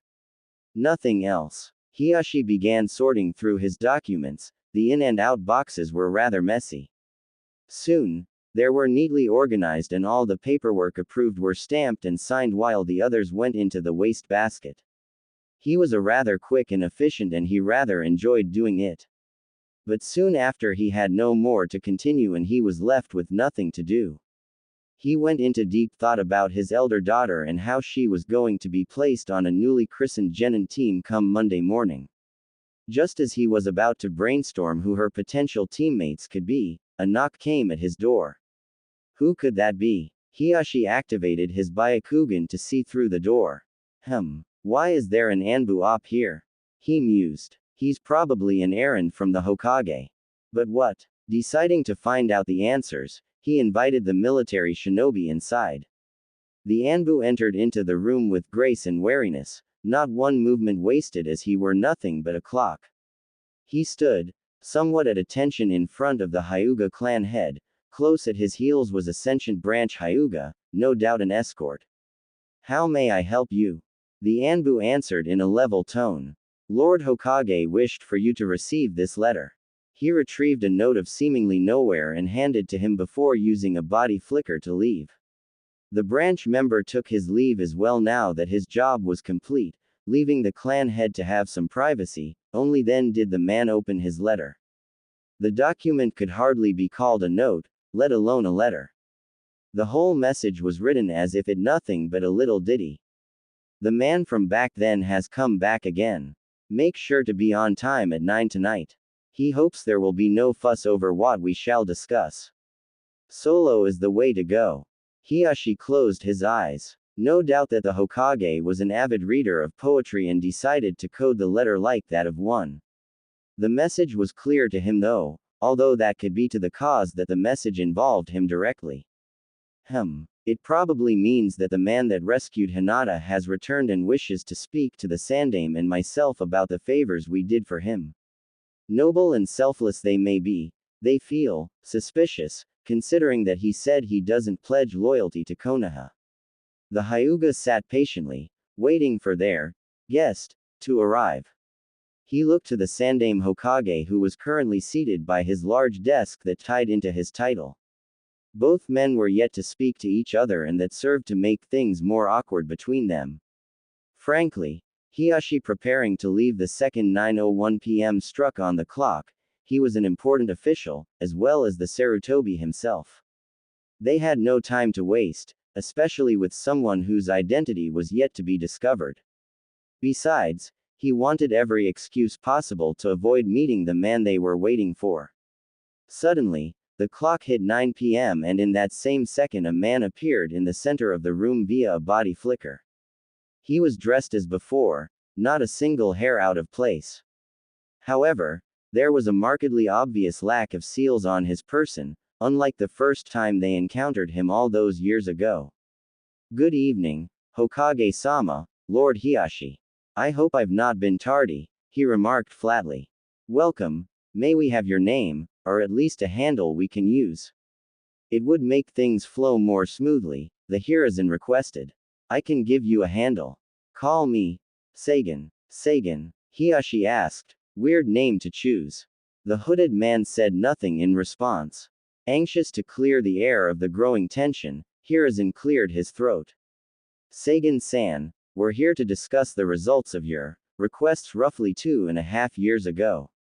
Sarutobi continued. That's why you're here, is it not? Ah, yes. So, how is the soup kitchen getting along? Oh, and make it brief. I'm sure we have other places we'd rather be right now, Sagan replied, much to the Hyuga's ire. It's doing well, if I may say so myself. As per financing is concerned, the Hyuga clan has given quite a bit of funding since its opening. I believe that many of the people who frequent it are the people who suffered during the Nine Tails' attack. Some of them are even willing to injure themselves to sleep there in a warm bed that the side house provides. His hand lifted and disappeared to stroke his hidden chin in thought. Is it possible for the Hyuga to fund a little more for expanding just a bit more? I am sure that Lord Hiyashi can dig just a little deeper. Maybe about 50 futons next to and around each other would do the job efficiently. The futons could simply be put away in the day, Sagan suggested. This is going a bit too far, Sagan-san. We Hyuga don't have an unlimited amount of money in our treasury. If we have much more of this, so-called charitable funding, Hiyashi said in disgust, we'd have to forfeit our emergency fund which was set aside for our own survival or anything that warrants an emergency of similar dire straits. It was times and foolishness like this that made the man more emotional than not. Do you think we have bottomless pockets? No, the guest said testily as if he was preparing for a fight with the man, you're right. Perhaps if you were to look out the window and activate your Byakugan you would see that there are people who are far needier than you are. You seem to have on expensive new robes. Perchance if you went hungry for a few days you would realize how superfluous that your extravagant worldly possessions are. These people have no clothes, no food, no warm beds. We see them every day, and yet we try to ignore their situation. So you are hesitant. Perhaps if you were to have lost more than just your first heiress Lady Hinata you would have been giving a lot more in gratitude. I suppose it can't be helped. Hiyashi seemed regretful all of a sudden. He didn't mean to say what the man was interpreting. Are you implying that I don't care for my own village or its denizens? I do, But you're not even a resident, and if you care that much for the leaf, I don't see you rearing up to lift a hand to help it yourself. Fair accusation. I'll release you from any debt you owe me, since you feel that you've done enough. I will give you a new proposition. I will do the Hyuga clan one service, a mission if you will, into any situation, no matter how underhanded, futile or suicidal it may be, but only if you're willing to invest more into what should have been your civil duty, Sagan spat. Do we have accordance? How can I be sure you will get the job done if I go through with this? The clan head was skeptical, not missing the man's disgust. As much as I dislike boasting, I am very confident in my skills, and you know that if I've faced off against the ambassador from Kumo and your Anbu without an ounce of effort. Then there's my durability, chakra capacity and, something else. I cannot reveal anymore. You get the idea. I am still doubtful. You should still be ashamed, having to be bought to help the less fortunate. I merely used the incident all those years ago to help both of you to have some humanitarian ideals, if not for the benefit of all, then even for the benefit for one person, isn't that enough? And yet, you refuse my offer. His rebuke was stinging. I suppose that's true, Hiyashi admitted to himself. He'd never really taken the riff-raff of the village into regard before. It was also pleasing to see Hitomi happy with his charitable actions, be it willing or not. Even more so, she had been taking her own action, and what was worse was that if it should be that he didn't accept Sagan's offer now, she'd drain his private accounts to continue. Besides, not all of his own likely future dirty work had to risk a Hyuga. I accept, Sagan-san. Hope you don't regret it. In response, the enigmatic man reached into his coat and retrieved a sheet of paper with a seal on it. This is a summoning seal. Simply lay it on the ground and focus your chakra into it. I will appear in a matter of seconds. He then gave it to the emotionless Hyuga, who put it away carefully. The Hokage looked on at the development with an approving nod. So you're familiar with Fuinjutsu. I like to dabble in everything. Moving on. What of the orphanage? The orphanage, it's doing well at the moment. It has roughly 50 children at present. It doesn't seem to be growing. That's actually a good thing. Having fewer orphans, that is. It was usually higher, Sagan stated, sounding relieved, showing true emotion in his tone for the first time. I remember that its conception attracted all of its present occupants within only a few days. The Sarutobi clan has made it per your instructions and it has helped to keep such children off the streets. The Hokage smiled. I have visited the children myself, but I have not told them that it was you who wanted it built. If I told them you were, and that you were here. Perhaps another time, one with more convenience and less risks, Sagan interrupted. But the orphanage is starting to dilapidate a little. It's nothing my clan cannot assist with, of course. It would serve me well to continue funding the orphanage, nothing's wrong. But your concern for the orphans had demonstrated how little my concern had been for the village's future generation was. So you have concern for them now? Sagan asked in a weird tone, one that suggested that he knew and believed differently. All of them. You haven't neglected any. Sagan gave him one of the seals as well. I'm sure that you will most certainly use that in the near future, knowing the extensive variety of missions all ninja take. I think you should have one. Just think so. The Hokage took it from him carefully and mused over it. Perhaps I'll get Jiraiya to look it over. Just think so, he thought ironically. It was for the fact that the man reminded him a lot of Ito, although he was reputedly wandering around the border of Suna right now. Ito was something of Fuinjutsu expert, and if this was his, then he was basically leaving his identification card behind. If not, then he just happened to land a strong ninja in his back pocket. Win-win either way. Sagan made a show of stretching. Well, I'll be making my leave. Hiyashi-sama. Hi. The man answered. Don't waste it. And so the final word was said. Sagan left in a vermilion red body flicker, and made sure to leave no trail. X equals X equals. So yeah, you did me a solid, Kurama. 100 favors. How do you like the scenery in there now? Kurama sat down in the new mindscape. The general outlook had changed from bleary to cheery. Instead, the leaking pipes that had intercrossed a dark flooded sewer had been substituted for a grassy plain with a rather large tree in the middle that was big enough to shelter under, even if there were two of him. There was enough light, but it carried no heat. Very comfortable. I like it. I like it, especially knowing that I earned it by doing those favors for 6 years. I know that it's Ito's rule and motto, but we both know that it's the truth. Nothing comes for free. So thanks much. Though the fox was markedly happier, Naruto still couldn't help but feel a little disgruntled. There were times I felt like you cheated me to get to 100 quicker. I'm a kitsune. Deal with it. I didn't want to put up with that shithole of a mindscape a day longer than I had to. Naruto rolled his eyes mentally. Whatever. Naruto walked into his classroom and took his seat quietly. Just as he got comfortable, he heard a shout. A certain boy couldn't leave damn well enough alone.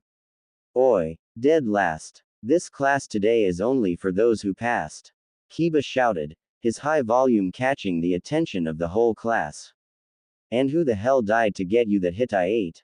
Naruto ignored the insult, but Shino was the only one noticed that Iruka flinched when Kiba made his last boisterous statement. He would have to find out why later. He could recall the conversation he'd overheard between the blonde and Shikamaru on Friday. Naruto himself had sounded so sure that he was going to fail, and Shino had learned that he had in fact failed. But now, here he was, forehead protector and all. Sasuke took a note of Naruto, seeing him for the first time without his goggles. Sentimental value. My, he must have been hiding his forehead. If he loved his goggles so much, he would have just worn his Hittite somewhere else. In the meantime, whilst everyone else, what to say? Can't tell them about what happened about Mizuki. What's the closest thing to the truth?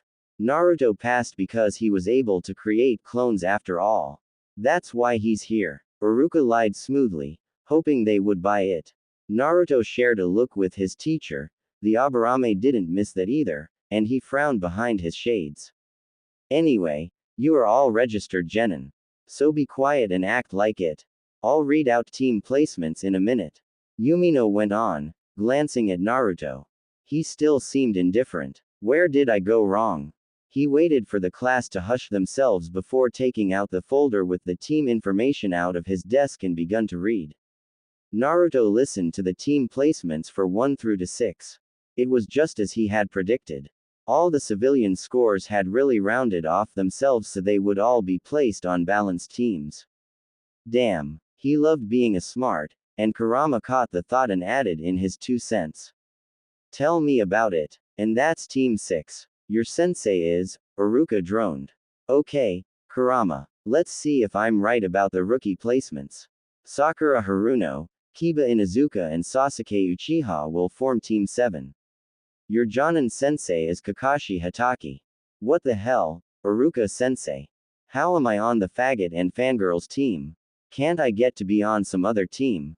Kiba complained loudly. Sakura mumbled something about Inu idiots under her breath, and it wasn't too good either. The last, Uchiha was perhaps the most displeased of all. If anything, he would have wanted Naruto on his team, simply because he was showing himself more competent of late. Kiba, the teams were created by an average score. We create the teams based on average. Sakura and Sasuke had the best scores while yours was abysmal at best. If anything, they're picking up your slack. Frankly, if we didn't have either of the 2 rookies of the year, then you would have failed the program. Now be quiet. Iruka humiliated the Inuzuka while the class laughed at him. Kiba sat down again in disappointment while Naruto smirked, glad that Inuzuka was getting some comeuppance, though it was his own prodding that had led up to this. Meh, maybe he'll make it up to the guy later or something.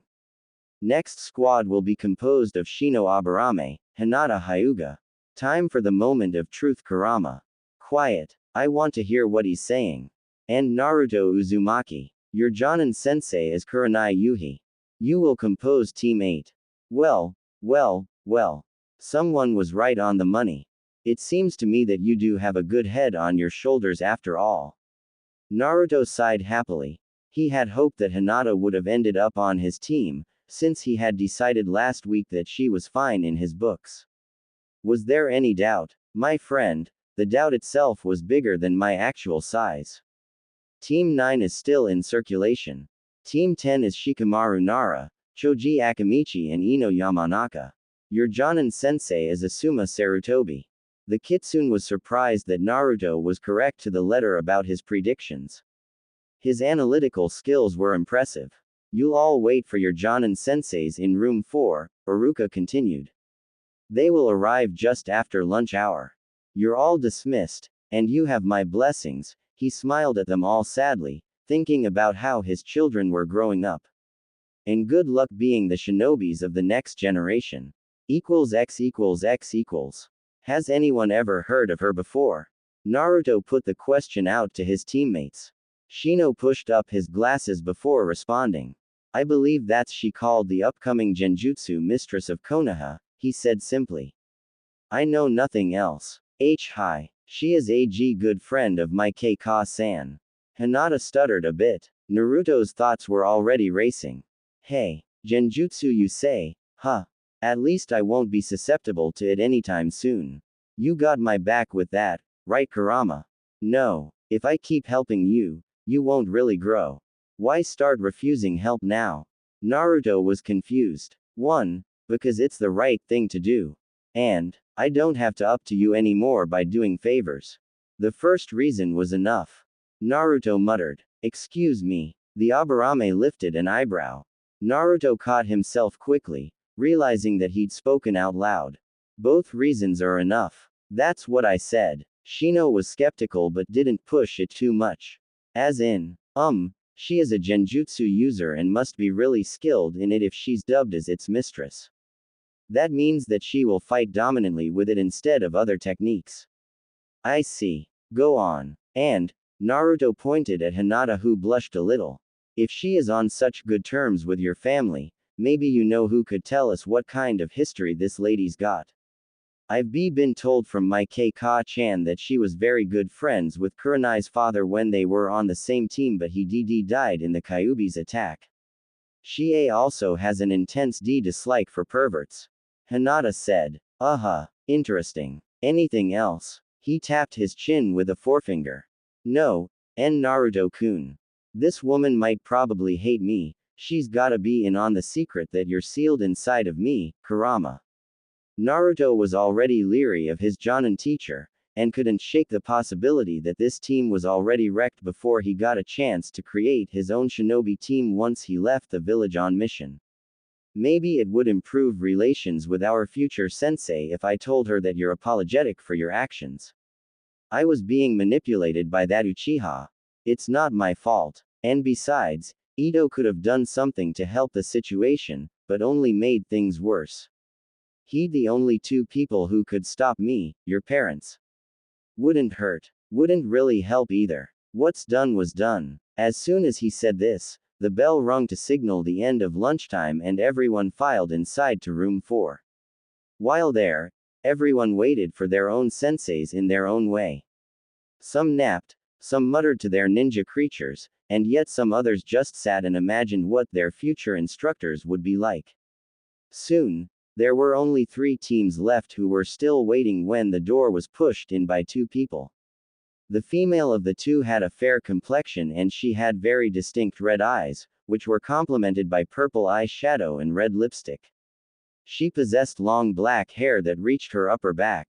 She had on mesh armor that was easily visible through her clothing, and only one sleeve that went in tandem with bandages that wrapped from her upper torso to her knees. The man was fairly tall with a somewhat brown complexion with brown eyes, short spiky black hair and a beard. His standard Jonin jacket had bandages around the sleeves and around his waist. He had on a sash with the kanji for fire on it. Teammate, the woman asked. She threw a harsh look at the Uzumaki that everyone noticed. Naruto's eyes widened in recognition, and a loud and silent "no" was on his lips. It was grim. My name is Kurenai Yuhi.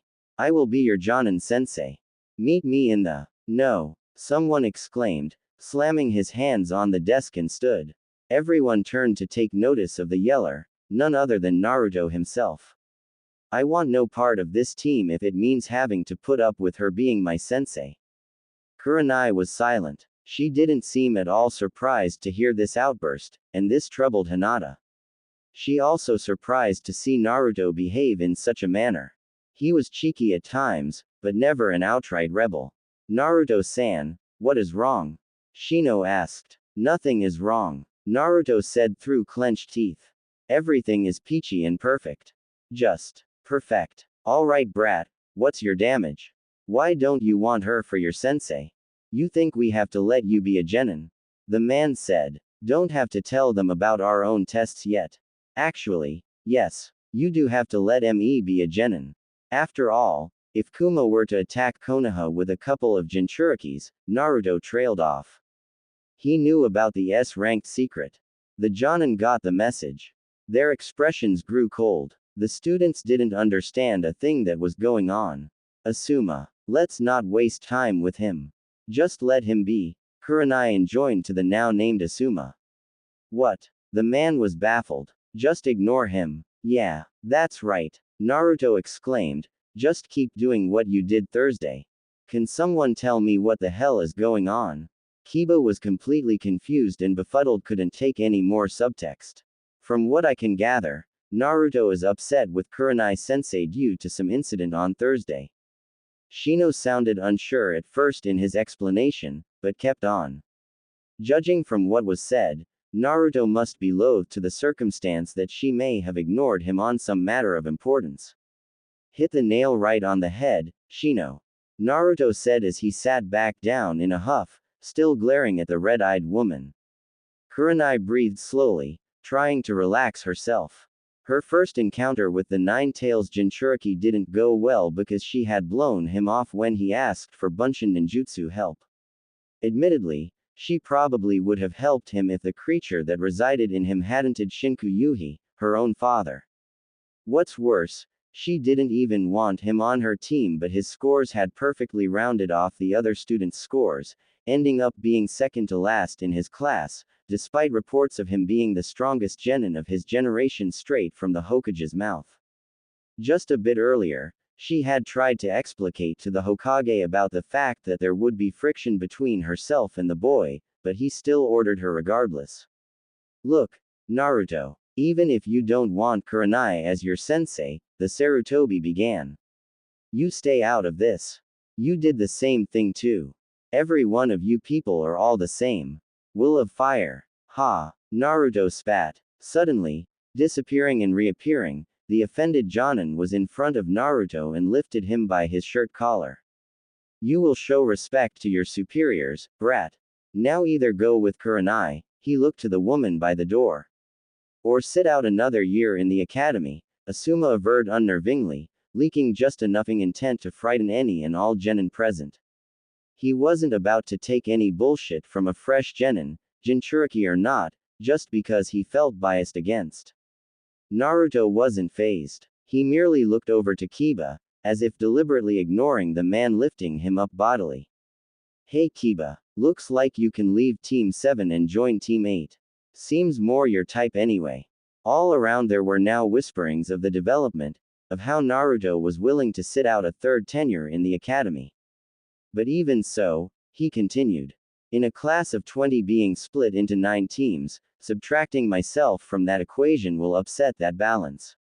That means, 2 of us are going to have to sit out another year with him, Shikamaru finished, having brought himself to be concerned enough about the situation. It's either that or he passes with us.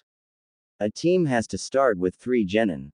How troublesome this is, Shikamaru said aloud, shocking the rest of the group present. Why is Naruto-kun so bitter? Hinata thought. Just when she was going to ask him why, Naruto batted Asuma's hand from off of him, and stormed out of the room while giving Kurenai a wide berth, shooting her an angry look as he left. Well, Kurama, guess you're right. Forgive and forget really is impossible for me. Told you. Naruto mumbled heatedly under his breath as he subconsciously started moving the swing he was seated on. How was he supposed to forget all the wrongs done to him when he could remember everything vividly as if it had happened only a minute before? Anyone who preached love and forgiveness must have never had memory like his. Why was everything so goddamn complicated? Kiba came out of the school with his Ninken Akamaru by his side, and Naruto took notice of them immediately. The dog had his nose close to the ground, apparently tracking a scent. Naruto watched them as Kiba apparently spotted him before his dog, and told him. With that done, he patted his dog and allowed him to jump onto his head, before the two came over, whereupon Kiba then took a seat on a tree root beside the whiskered boy. They sat there in silence for 3 minutes before Kiba tried to break it. So what was that all about, Naruto? Kiba asked. What was what? Naruto feigned ignorance. He knew what he meant. He was merely trying to delay the conversation, least of all with Kiba of all people. That shit you just pulled in there. It's just one big awful mess in there. People are in there arguing who sits out another year with you. What the s that all about? Kiba yelled. Naruto groaned inwardly. There was just no going around this. Fine, I'll talk. Just keep your damn voice down. The Inuzuka still felt put off by the new Naruto. Nonetheless, he would go along. He still wanted some answers. Okay, he said quietly. You remember the test on Friday? I failed the exam because I couldn't create 3 bunchins. Naruto started. Yeah, who could forget that? You're the only who failed that. Kiba chuckled. Naruto wasn't amused. You're the only one to fail the written exam, Naruto remarked, much to Kiba's chagrin. I just didn't get a chance to study, that's all, he answered lamely. I was polishing my taijutsu. Still passed overall, though. The kitsune inside the seal who was listening in on the conversation was impressed. His container's ability to read people was scary good. Naruto smirked inwardly. Yeah, anyway, I knew I was probably going to fail that part of the ninjutsu exam, so I went around asking for help the day before. I asked a lot of ninja, including those 2 ninja, but they all refused. Hey, I get it. Even if somehow managed to learn that jutsu overnight, you're just pissed because that woman who was supposed to be your sensei now didn't even give you the time of day before. Kiba could relate somewhat. No one really helped him with his training until he was named clan heir when his sister didn't want the training or responsibilities. Yeah, Naruto appreciated the fact that Kiba wasn't thick all the time. Alright, Naruto sighed. No one helped me. I had to learn the technique on my own, and to tell the truth, it's a little better than the one they taught us in the academy. If you don't know how I got to learn it, then you're probably not meant to know. It's a bit of a secret, Naruto said quietly. He quickly made a clone and told Kiba to take a punch from it. The ignorant Inuzuka complied, thinking that it would pass by him. Fortunately, the clone decided to just thump the boy on the shoulder instead of causing real damage. Kuso. That's impressive. Can I learn it? No. I just have a lot of chakra that allows me to create these clones. You probably won't be able to create them until you're about, say, 15 years old. Kiba was about to argue, but stopped to consider the chakra reason. It was true that the clone jutsu required a small amount of chakra, and people who couldn't create them were often people with too much chakra, his mother had explained once. If that was Naruto's reason, since it concurred with his mother's explanation, then the guy wasn't lying. But still, maybe you could just forgive and forget even this time, huh? Naruto growled when he heard that, thinking that the phase was getting to be both ironic as well as reoccurring. I don't think it's fair for to hold a grudge against a teacher to the point of making 2 of us sit it out with you for another year. Damn it. Even Hinata's looking like she's about to start crying in there thinking she won't progress, you know. Other people have to put up with your shit too. It's not fair. Not fair. Not fair. Where the hell the shopkeepers when I needed food? Where the hell's the orphanage when I needed someone to care? Where the is help when I'm about to get murdered? You need to get your facts straight before you come talk to me about what is or isn't fair. Naruto blew his stack but was coming down from his emotional high. For all I know, You could be the one who's worried for his position, given the fact that you're dead last in the class right now. Damn, Naruto. People tell me I'm a prick, but you're acting even worse. I don't know what the hell your problem is, but don't take it out on me. Kiba stood up and dusted the seat of his pants and left without so much as a backwards glance. You know, he's right about that, Kurama suddenly said. What? I mean, let it go, or at least pretend to. Everyone is really getting wary of you now. You could lose your Hitai if the Hokage thinks you're unstable because of your anger. Then what about the Uchiha? Naruto asked, upset now. I've never seen him lose his temper, but you did, you lost it in there. And you are known to have a certain nine-tailed fox jailed in you. It won't look good for you to get angry. I mean, if the Hokage was here watching that little spat between you and Kiba, he'd start thinking that the seal was breaking or something. He would think that, not necessarily act on a hunch. He is dubbed as the professor, you know. He'd want to get his facts straight first.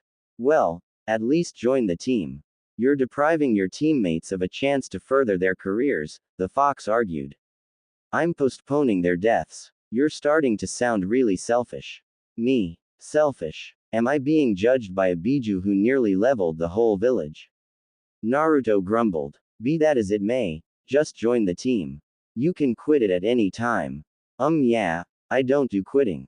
That's not my thing. Fine. You can leave the team or threaten to leave the ninja program. After all, to lose their own Jinchuriki would make them lose an edge in heavy conflict, and they could straighten that Yuhi woman if she doesn't live up to your expectations. Maybe, it's not as if people like you enough to do something like this for your sake, but it's something that is worth thinking about. Naruto did stop to think about that suggestion. It sounded reasonable. If worse came to worst, they would simply replace the sensei or put him on another team. He knew that life in the village didn't stop just because he failed his exam, but there had to be some important people who would stop to consider his situation, right?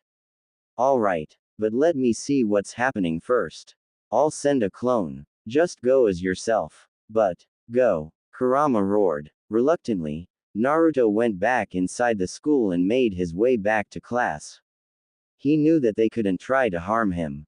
If they did, they'd find out just how much strength he really had. He pushed open the door to see Kurenai sitting beside Hinata, who was looking rather disheveled alongside Shino. Team 7 seated themselves on the far side of the room, but Team 10 and that supposed Asuma man was gone. Maybe Hinata was really crying. Not tears, just agitated. But the damn woman shares a close bond with Hinata through her mother. The Uzumaki took his seat warily beside his team and waited for someone to speak. And sure enough, Kurenai did. Naruto, she began. I apologize. I'm sorry. Sorry for blowing me off. Or sorry that you won't get to have Hinata-chan on your team. The boy shot back with a glare. Kurenai stopped. There was a troubling thought. But she wouldn't lie, regardless of the consequences. If he could figure out why she was sorry, then chances are that he could catch her in a lie. For Hinata. Thought so. Nonetheless, I've been convinced by someone to suffer being on a team with you as my sensei so as to not deprive my teammates of a genin squad. Kiba, who had been listening, lifted his hand triumphantly. Not you, Kiba, said Naruto, noticing but not even looking at the Inuzuka. Someone else. Who is this person? Shino asked. I'm not at liberty to say. Shall we go, Kurenai-sensei? Naruto could barely say the last part, an obvious sign to everyone that he was extremely unwilling. Kurenai observed him for a bit longer. She was told that he was a happy-go-lucky. Perhaps the Mizuki incident had changed him more than everyone had originally thought. She stood up and beckoned for them to follow her. Perhaps if they got to know each other they would have a smoother relationship. Not that she wanted to have one. It was just the Hokage's orders. =X=X=. So tell me about yourselves. Name, likes, dislikes, hobbies, dreams. Shino, why don't you start first? They were all seated on a convenient log in front of their sensei that chose to stand. At present, They were going through some mini introductions that were supposed to improve team synergy. My name is Shino Aburame. I like to spend time organizing and cataloging insects I come across. I dislike those who misjudge myself and my clan. My likes and hobbies are the same. My dream is to become a good clan head. Naruto gave Shino a friendly fist bump on the Aburame's shoulder and grinned widely. You don't like people who misjudge you. I think we're gonna get along just fine. I won't judge you if you don't judge me. Deal. What? Why would he be judged? This must be tied to the conversation I had my insects eavesdrop on when he was speaking to Kiba. Very well, Naruto-san. Alright, Hinata, why don't you go next? Kurenai suggested. Hi, my name is Hinata Hyuga. I like being with my parents and I like cinnamon buns. My dislikes are those who think my kindness is weakness and I don't like my family's segregation with the seal. My hobbies are flower pressing. My dream is T2, she looked at Naruto and blushed deeply. I am not sure what is I want to do, but there are things that I want. Sorry if that sounds strange. Naruto blinked and shrugged. Inside the seal, the monstrous Kitsune sighed. Even with his spiked intelligence, Naruto was still a complete dunce. Perhaps he would learn something about love when the library clones finally dispelled. Who knows how long that would take? Since it's my turn, I'll just start. My name is Naruto Uzumaki. I like to train in, well, pretty much anything that involves me getting stronger, and I'm not too shy about learning either, especially after my wake-up call last week. My dislikes are those who judge me, including biased teachers due to my status. He stared at the teacher pointedly but she ignored him. My hobbies and likes are the same. My ambition. I guess I'm like Hinata-chan. I don't really have any dreams or ambitions, but I am looking for someone, and not for good reasons. That's all. Alright. Kurenai clapped her hands, trying to dismiss the vague note that the Uzumaki had left in the air. The three of you have one final test. The original plan was to have the three of you to attack me using teamwork by attempting to take these bells. She took 2 bells from her weapons pouch. But all 3 of you know due to the earlier incident in room 4 that a team has to have 3 students under a teacher. So instead, I want all 3 of you to fight me with the intent to, only so that I can get to see your current level of progress. I'll call the session quits if I've seen enough. The red-eyed woman looked to her students, seeing them all stand up to ready themselves in some fashion. Shino whispered to his insects and Hinata activated her Byakugan while Naruto performed the ram seal to call forth his chakra. Judging by his intensity, she could tell that the boy was going to start using jutsus left, right and center. Begin. Shino and Hinata jumped into the trees to hide while Naruto sat back on the log. Yuhi glared at the boy whom she believed was lackadaisical. Well, oh, the test stops when you say you've seen enough. I can already beat a Chunin, that much is obvious, even if it was just a passing chance. If you really want me to fight seriously, I could probably level this whole training ground, might even you. His face brightened a little at the thought, and the expression only served to upset the woman. Probably won't, though, Kurenai scoffed. You level this whole training ground. She doubted it. Even if he beat Mizuki, the Chunin's skills were slightly dulled.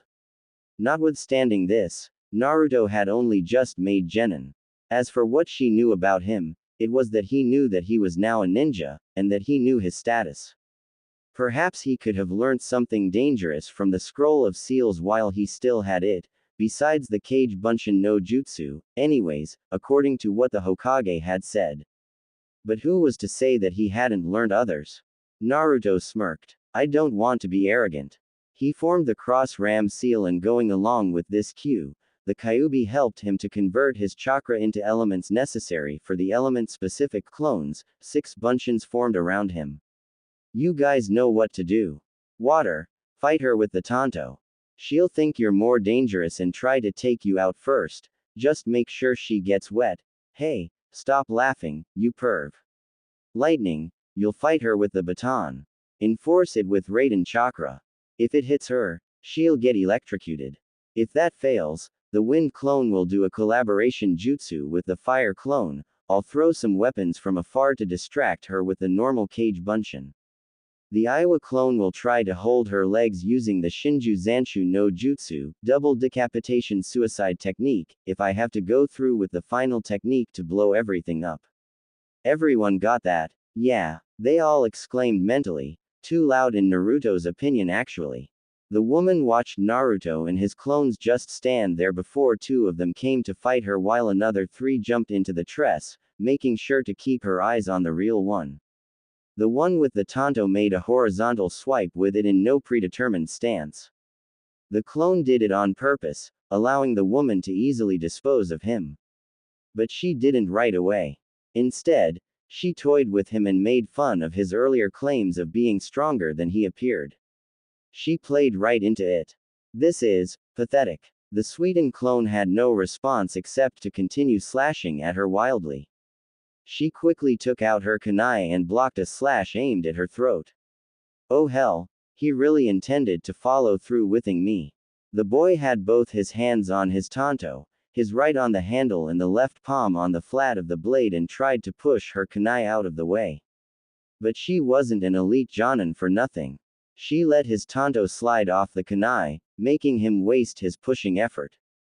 She then punched him in the jaw, feeling a bit satisfied and comfortable in her superiority. But her hand came away wet. Water bunshin, was her last thought before she was suddenly soaked with chakra-created water. She didn't understand the purpose of this but couldn't afford to underestimate him. She readied a genjutsu and was about to cast it on herself to make her seem as if she disappeared when she had to suddenly duck a baton. The other clone who had rushed her earlier but stayed out of the action now tried to strike her with his blunt weapon.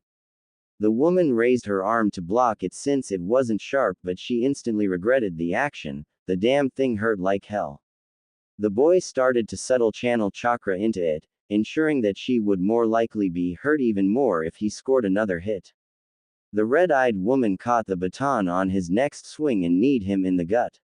She didn't feel any remorse. After all, the boy possessed the spirit that had her father, and provided her with the extra drive that she was dealing out some wretched justice to the brat.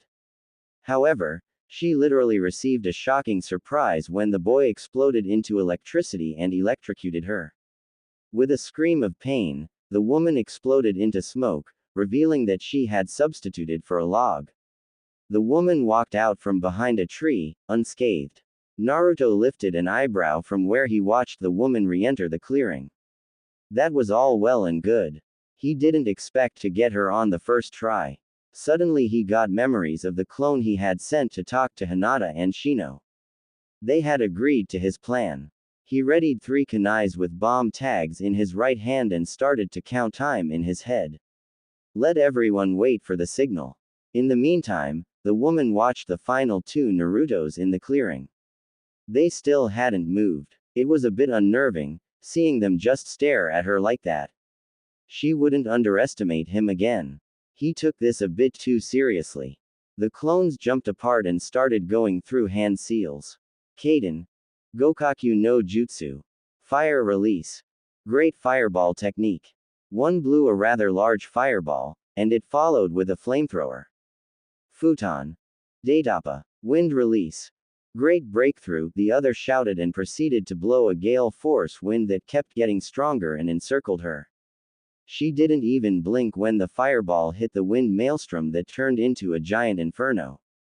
Pour it on. The fire clone yelled, before creating another fireball. Suddenly 3 kunai sailed out of the forest canopy into the collaboration jutsu and the tags on them exploded, courtesy of Naruto himself. That pretty much guaranteed that if Kurenai was in there, she was only coming out in a bag. But she was a jonin after all, Naruto thought to himself. People didn't get to that rank by making foolish mistakes. The 2 clones dispelled, one into fire and the other into wind, leaving the genin to wait for the smoke to clear so they could see the results. Kurenai walked out of the still clearing smoke and disappeared. Shit. Genjutsu. Where is she? Naruto looked around and heard fighting to the south end of the training ground. After using chakra to augment his leg muscles, he dashed to a tree that was overlooking the area. It seemed that Hinata and Shino had been discovered and were fighting the red-eyed woman. Even though they had had the numerical advantage, they were still too weak to overpower her. The woman danced in and around Hinata's Jukin strikes and cuffed her in the chest, almost like a push away from herself. The woman then kicked away Shino's right leg in the same breath and punched him in the gut. The hapless boy transformed into a swarm of insects. In the same instant, Shino suddenly dropped on the branch beside Naruto, startling him. Shit! Naruto hissed fiercely before he saw who it was. What the hell, Shino? She has defeated my insect bunchen. Presently, my strongest insects are in her, more hard-to-reach areas feeding on her chakra. Soon she'll be weak. Do you have a plan? I don't have a plan. Only an idea. But it's overkill. Naruto gave the boy next to him an intent look. Think I should do it?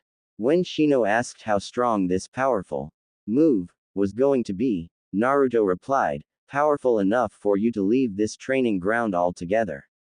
The Aburame stared at him, trying to look for evidence of a lie, but couldn't find any. He's serious. What scared him was that Naruto actually had firm belief in what he was going to do, and that he was willing to go through with it. Very well. What do we do? Get Hinata out of here. I'm going to throw kunai and shuriken to stall Kurenai. The Aburame nodded and jumped down to join Hinata. Well, Kurama, what do you think? Personally, I think it's too over the top. And that's coming from a Biju who raised the village.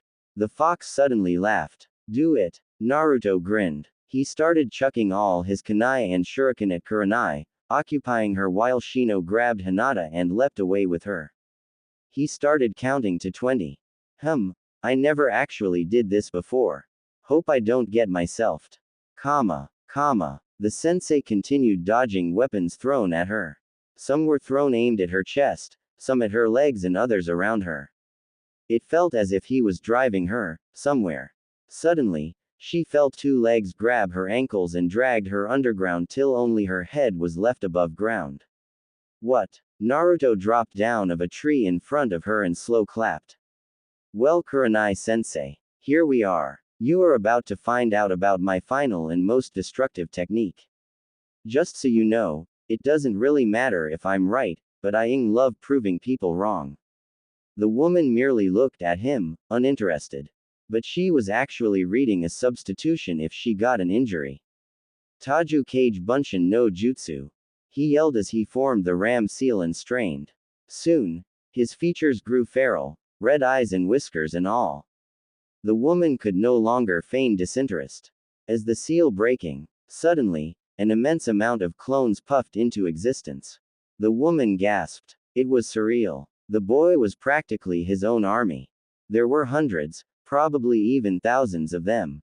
They took up every available space, on the ground, in the trees, everywhere. Suddenly the original Naruto shinned off while Yuhi still gaped. Where is he going? She did not like this situation and she quickly substituted with a nearby clone and got out of the hole. So this is your plan? To try and overwhelm me with numbers? She smirked. This might have been the tactic that he used to beat Mizuki, she thought, but it wouldn't work. She could easily outmaneuver them all if she had to, or to simply use another genjutsu. No, if it were that, the boss wouldn't have left. This is far too dangerous. What? Too dangerous for Naruto to stay. The woman grew worried. Suddenly all the feral clones formed the ram seal and started glowing a faint white. The woman's eyes grew wide when she heard what the clones shouted next. Kage Bunshin Daibakuha equals X equals X equals. It was a fairly ordinary day in Konohagakure. Business people were haggling, customers buying, akimichis were eating, and naris were lazing around and the like. There was absolutely nothing that would or could break the peace of a typical Monday. Naruto came out of his shunshin and appeared at Training Ground 3. The boy was about to see if the concept of having a localized and concentrated blast of exploding clones was as capable as he believed. He couldn't wait. Suddenly, he heard a massive shout that was carried over the wind. Taju Kage Bunshin Daibakuha. Then there was pure, unadulterated silence. Only for a moment. The air seemingly tensed before ultimate chaos ensued and reigned supreme for what seemed for eternity. A massive chakra-created explosion centered in Training Ground 4 rippled through it, destroying all that was caught up in its maelstrom. The white plume of the explosion that climbed into the sky could be seen by anyone in the village who was outside at the time. Hell yes. Boom. This tops every jutsu I have ever done or seen. Naruto was ecstatic. He was never going to forget it. He sighed, coming down from his frenzied high. But he didn't stop to think of the consequences. Not really, right at that moment, per se. X equals X equals. Frankly, this is the stupidest thing you have ever done, Naruto. Hiruzen didn't know what to feel. Angry that Naruto destroyed a whole training ground, sad that Naruto had lied about what he had learned, happy that Naruto was now really strong enough to take care of himself, or pissed that this situation was going to cause a shitload of paperwork. The damn thing was practically multiplying on his desk every time he blinked his eyes. The old man put on the face required by his office that screamed, "Naruto, you've really stepped in it this time." But the boy had no regrets marring his countenance. It was an awesome and a destructive technique when clones were used in bulk. Even if he had to replant and grow every tree that was blown up into splinters, he would do it happily. Naruto was seated in front of the Hokage while Kurenai and the rest of Team 8 stood behind him. And behind them were Shibi Aburame and Hiashi Hyuga. No doubt that they were angry that Naruto nearly blew their children to smithereens. Thinking of the future repercussions, the aged Sarutobi couldn't help but sigh. Naruto, did you even stop to think of the complications and consequences? Naruto was impassive. Hokage-sama, I did stop to think about them before I did the jutsu.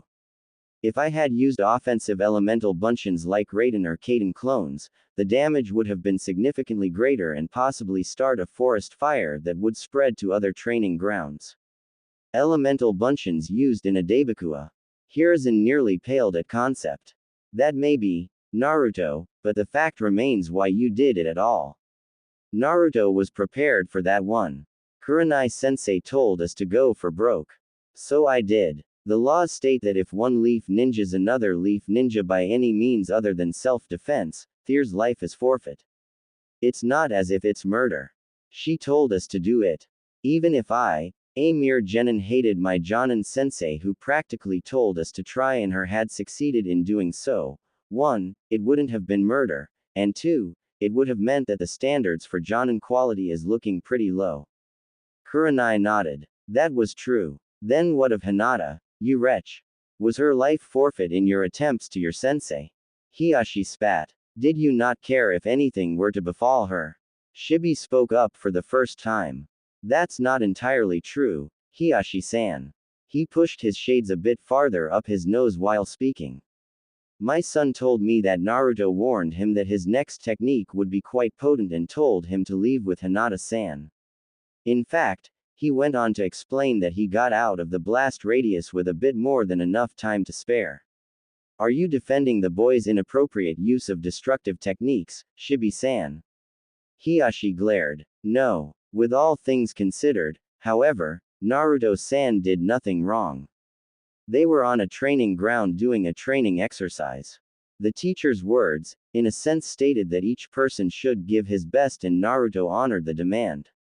Naruto told everyone of his potentially destructive jutsu, even going as far as to warn them beforehand. No one perished, or even injured. The only expense was the training ground, which, Shibi trailed off. Has no owners. Naruto finished. Sarutobi sighed. They were correct on all points. The training ground was free for everyone to use. If you got injured there, it was basically your own fault. If no one owned the land, no one could be sued for injuries sustained there. Furthermore, since no one owned the land, Naruto didn't have to pay anyone for any damages. In short, Naruto blew a training ground to hell and he got to walk away whistling, scot-free. He needed to find some way to amend that loophole. Later. These are all true statements. Naruto has nothing binding him to any problems. Hiruzen stated. He looked at everyone's reaction. Shibi, Shino and Naruto were emotionless, Hiashi was giving a death stare at the blonde, Hinata was uneasy, and Kurenai seemed a bit upset. She had probably wanted the boy to get some sort of punishment for actually coming close to putting her down. Probably because Naruto didn't get into trouble. She still needs to pull her act together and look past his prisoner's sins. The Sandame thought. Shibi-san, Hiashi-san, you're free to leave. The clan heads left, leaving Team 8 with the Hokage. Kurenai, would you recount what had transpired? Hiruzen asked. The red-eyed woman obliged and told him of all what had happened. The only details she spared were her feelings for the boy at the time. Naruto suspected her anyway, and besides, she was sure the Hokage knew them already. When I realized the jutsu, I performed a quick shunshin, not heeding where I would end up. However, I arrived at Training Ground 7, interrupting Team 7's meeting and introductions. That's the conclusion, Hokage-sama. The Hokage seemed to be in deep thought. So what is your assessment of their skills? The genin looked to their teacher, two of them hoping they made a good impression. The third one, in particular, didn't care much either way. Shino shows promise in his clan's techniques, maintaining a somewhat pacifist behavior in fighting. He uses his clan's insects in an effort to weaken and incapacitate me beforehand. Hinata also shows some skill in using the gentle fist. However, she lacks confidence to fully follow through with her more debilitating jabs. I think that could be remedied over time. Naruto demonstrates fairly good tactics, diversity in fighting, and is overall a heavy hitter. In force alone, Naruto could be Jonin level, while his tactics are Chunin level. Unfortunately, he lacks experience on a real battlefield, so he may only appear excellent on paper. Kurenai said. Naruto grumbled to himself about the last part. Even when he knew he was strong, she was using not so subtle insinuations to tear him down. I knew that if Kiba had been on this team, we would have been a tracker team, but I believe we are well-rounded this way. I am a genjutsu expert, Shino has tracking abilities, Hinata is versed in taijutsu and can use her Byakugan for censoring, and Naruto will be a ninjutsu brawler. We would be able to be effective in combat at all ranges and situations. Naruto opened his eyes a little wider. So, she is somewhat happy to be on this team, even with me. Perhaps I could try to make this work after all. The Hokage made a note of what she said. Interesting. It seems that your theory has merit. Very well. So I take it that you will pass this team. Hi, Hokage-sama. You may leave, Team 8. Kurenai turned to her team. We shall meet for training at 7 a.m. at Training Ground 4. It's destroyed. Remember. Naruto smirked. Kurenai stared at the boy frigidly. We'll meet at Training Ground 3 instead. The team collected themselves and ushered their way through the door, Naruto last. As he was about to step through, the Hokage called out. Naruto, I wish to speak to you tomorrow at 4 p.m. Hi, Hokage-sama. Naruto remained formal. He left, and shut the door behind him. He's still so non-casual with me. Is it because he found out about the fox in a more disastrous fashion than hearing it from me? The Hokage could only ruminate on his radical theories. Before he could get any further, the door pushed open to reveal his secretary with a stack of papers which she placed on his desk. Most of that consists of complaints regarding the explosion at Training Ground 4, Hokage-sama, not to mention the shinobi's concerns that we might be under attack. Hiruzen sighed. It had been a bare half-hour since the explosion and there was this much paperwork regarding it. He really needed to throw his hat to some other poor sap. X equals X equals. He walked around aimlessly around the commercial area of Konoha. He could see the young people fraternizing, businesses thriving, overall, everyone was happy. Damn, it really wasn't fair. Why did everyone else get to be happy when he didn't? These are unsafe waters, boy. What? Why would you think of their happiness? It would only cause the opposite to you. Why would you even want happiness? Do you want to be happy? Naruto stopped. Did he want to be happy? He wanted to answer yes, but the fox never asked him a question like that unless it was to make him think. Naruto hazarded his answer. Hi. Why? And don't give me that life isn't fair crap. Kuso. I lived on my own, Kurama. I've had the shit beaten out of me as a child. I went hungry without food, got sick eating spoilt food, wear rags for clothes. I think I deserve some happiness. I've had it coming to me for a long time. When the hell is it gonna get here? Kurama nodded. Happiness is also a foolish emotion. It clouds judgment, creates insecurities about future problems, causes complacency, and the list goes on. Frankly, have you forgotten being a happy idiot? No, but it's still not fair though. I'm not asking for endless happiness, just a little. I can't even call the Sandame Gigi anymore. While I knew about you, I didn't know about an ranked secret that I wasn't meant to know. Even if he had told me himself and that I couldn't blab it out to everyone, it wouldn't have been so bad. Oh, cry me a river. Why couldn't I have been sealed in someone more emotionally stable? It just had to be some poor kid bemoaning his hand in life. Naruto chuckled. Shut up. At least we're friends, Kurama. Not everyone can boast about having a biju for a friend, you know. Kurama grinned. Friends? I prefer acquaintances or even business partners. Not friends. Naruto sighed. The fox was probably kidding. He continued walking, ignoring all the glares and hushed whispers.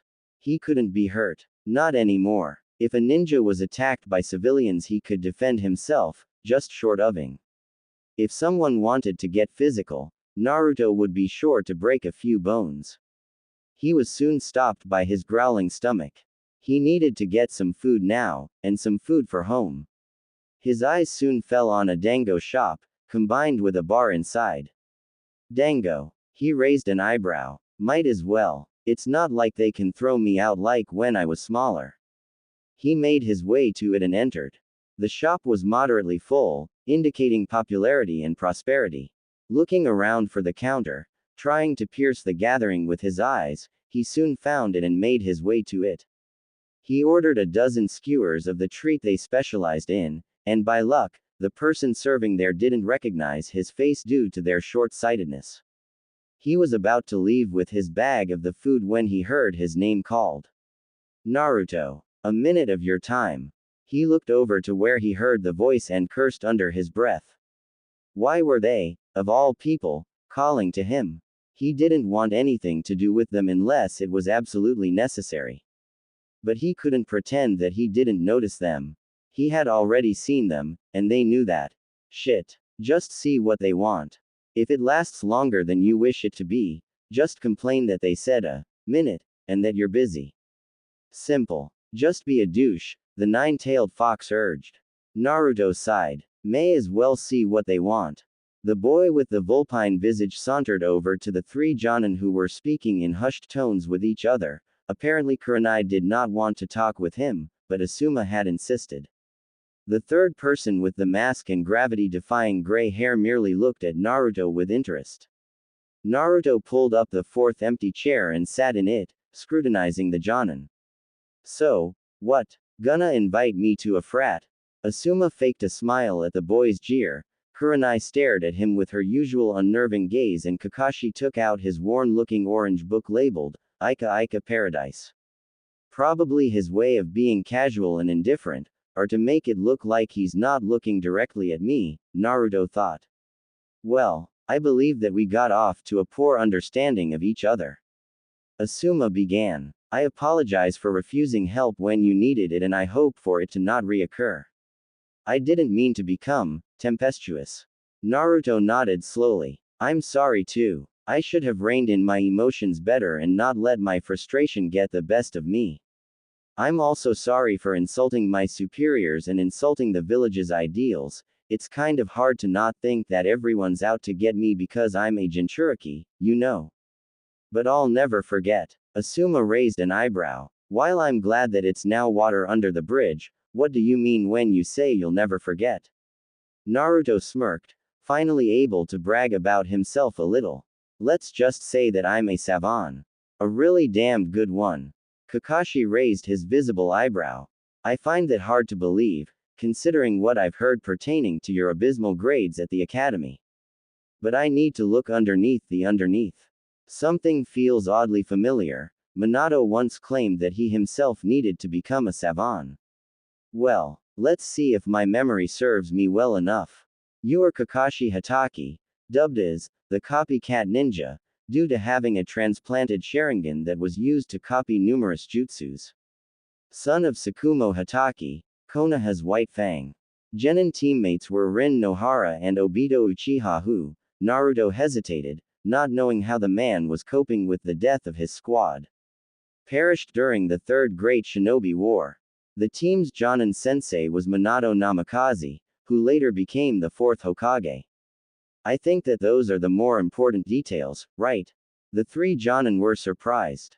This was supposed to be the Academy's dead last. Asuma Sarutobi also has an equally impressive history, becoming one of the Fire Daimyo's guardian shinobi 12. Unfortunately all I could find on Sensei was that she was your Genin teammate, along with Rado Namiyashi. Sorry Kurenai Sensei, you're, only a bit better known than the average shinobi. Maybe it's for the best. I'm sure you wouldn't want someone out for your head. Or thinking that you're easy pickings, he mumbled the last under his breath but she must have heard it or read his lips. The marring scowl on her face was a testament to this. Asuma frowned. Well, you're right on all the details. Kurenai glared at Asuma, who quickly went on.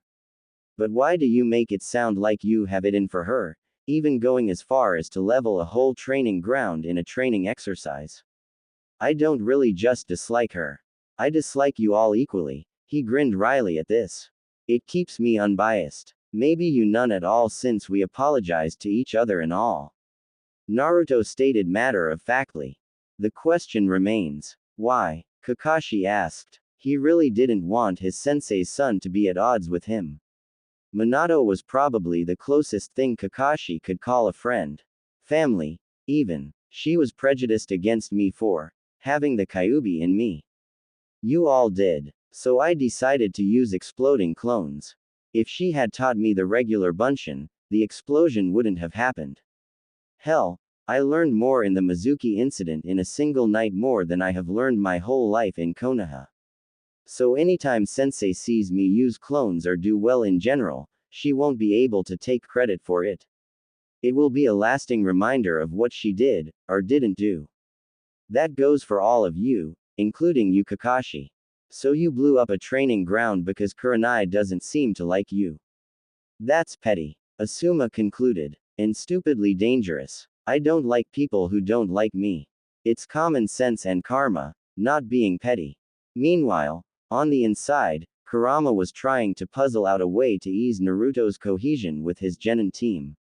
Chances were that if he didn't do something, Naruto's friction with Kurenai would get them both into trouble, and they needed to get out of the village on a mission soon.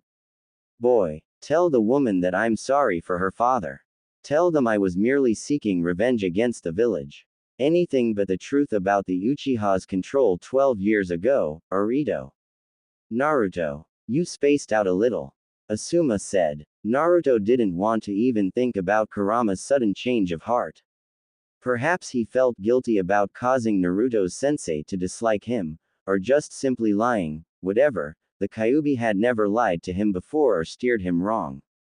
It didn't matter. He'll just go with it and see what happens. Kurenai sensei. The woman looked at him intently, listening. Sorry for trying to blow you up, Naruto deadpanned. Kakashi and the Sarutobi chuckled. And, he leaned forward and beckoned the woman to come closer as well, which she did. Furry 9 just said that he apologizes for your father. It was nothing personal. He was just out for revenge on the village on a whole because Hashirama and Madara used him like a tool. Kurenai widened her eyes. What? Naruto leaned back and stood. Well, gotta go. See ya. He took up his bag of dango and left the establishment, waving his hand backwards as he did. Asuma, Kakashi.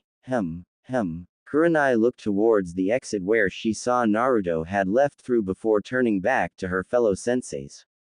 He just told me that the Kyuubi is sorry about my two-san. Kakashi raised an eyebrow. Are you sure that Naruto didn't just say that to get into your good graces? After all, he seems well informed.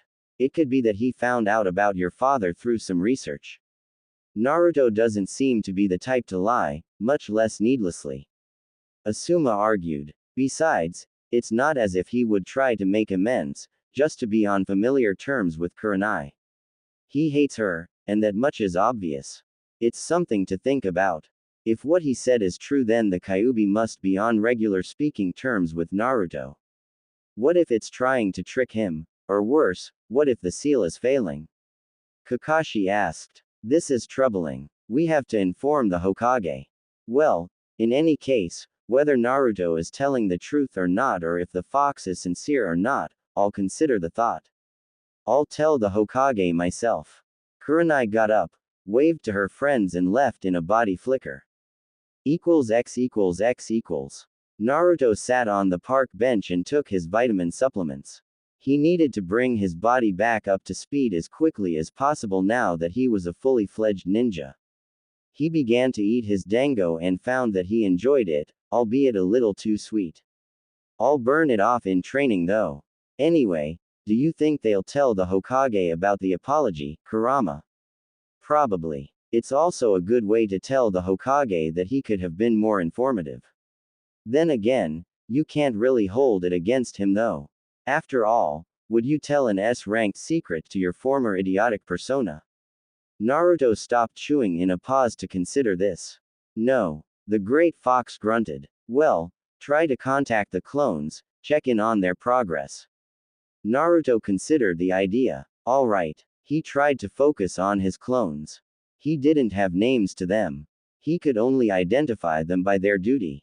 Hello. Hospital clone. What's going on? What? Oh. Thought I was being haunted or something. Listen. I need you over here within the hour. Or make another clone to replace me.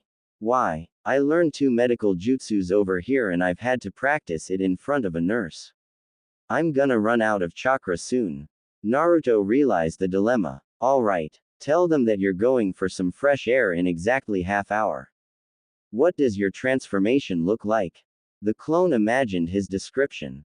You see it? Yeah. Naruto chewed on another skewer of the dango. You'll see another clone then. You can dispel then. Let him learn the jutsu through the usual memory transfer and everyone is happy. Niece. By the way, you better eat your dinner and go to bed early. I've seen people after surgery. Trust me, it's disgusting, and you'll probably end up vomiting or straight up lose your appetite. Do you have any idea how a cancerous intestinal system looks? Naruto did a double take. I'll keep that in mind. Now, what about the library clones? Yeah, Kurama interjected. This is still messed up. You're talking to yourself. Shut up, Kurama. Everyone yelled in thought. It's not funny. Anyway, what were you saying, clone number 1? Hey, wait a minute. The other library clone hollered in mind speak. Why the hell am I number 2? Stay out of this. 2 clone. The first clone apparently yelled. I don't need the headache. Whatever. What were you saying? Naruto interrupted, hoping that they'd get to the point. We're making good headway. I read 40 books since Saturday and my fellow clone here read around 36. Some of them were really thick books. I actually read more than you. Naruto sighed, already feeling a migraine starting to brew up. Continue number 1.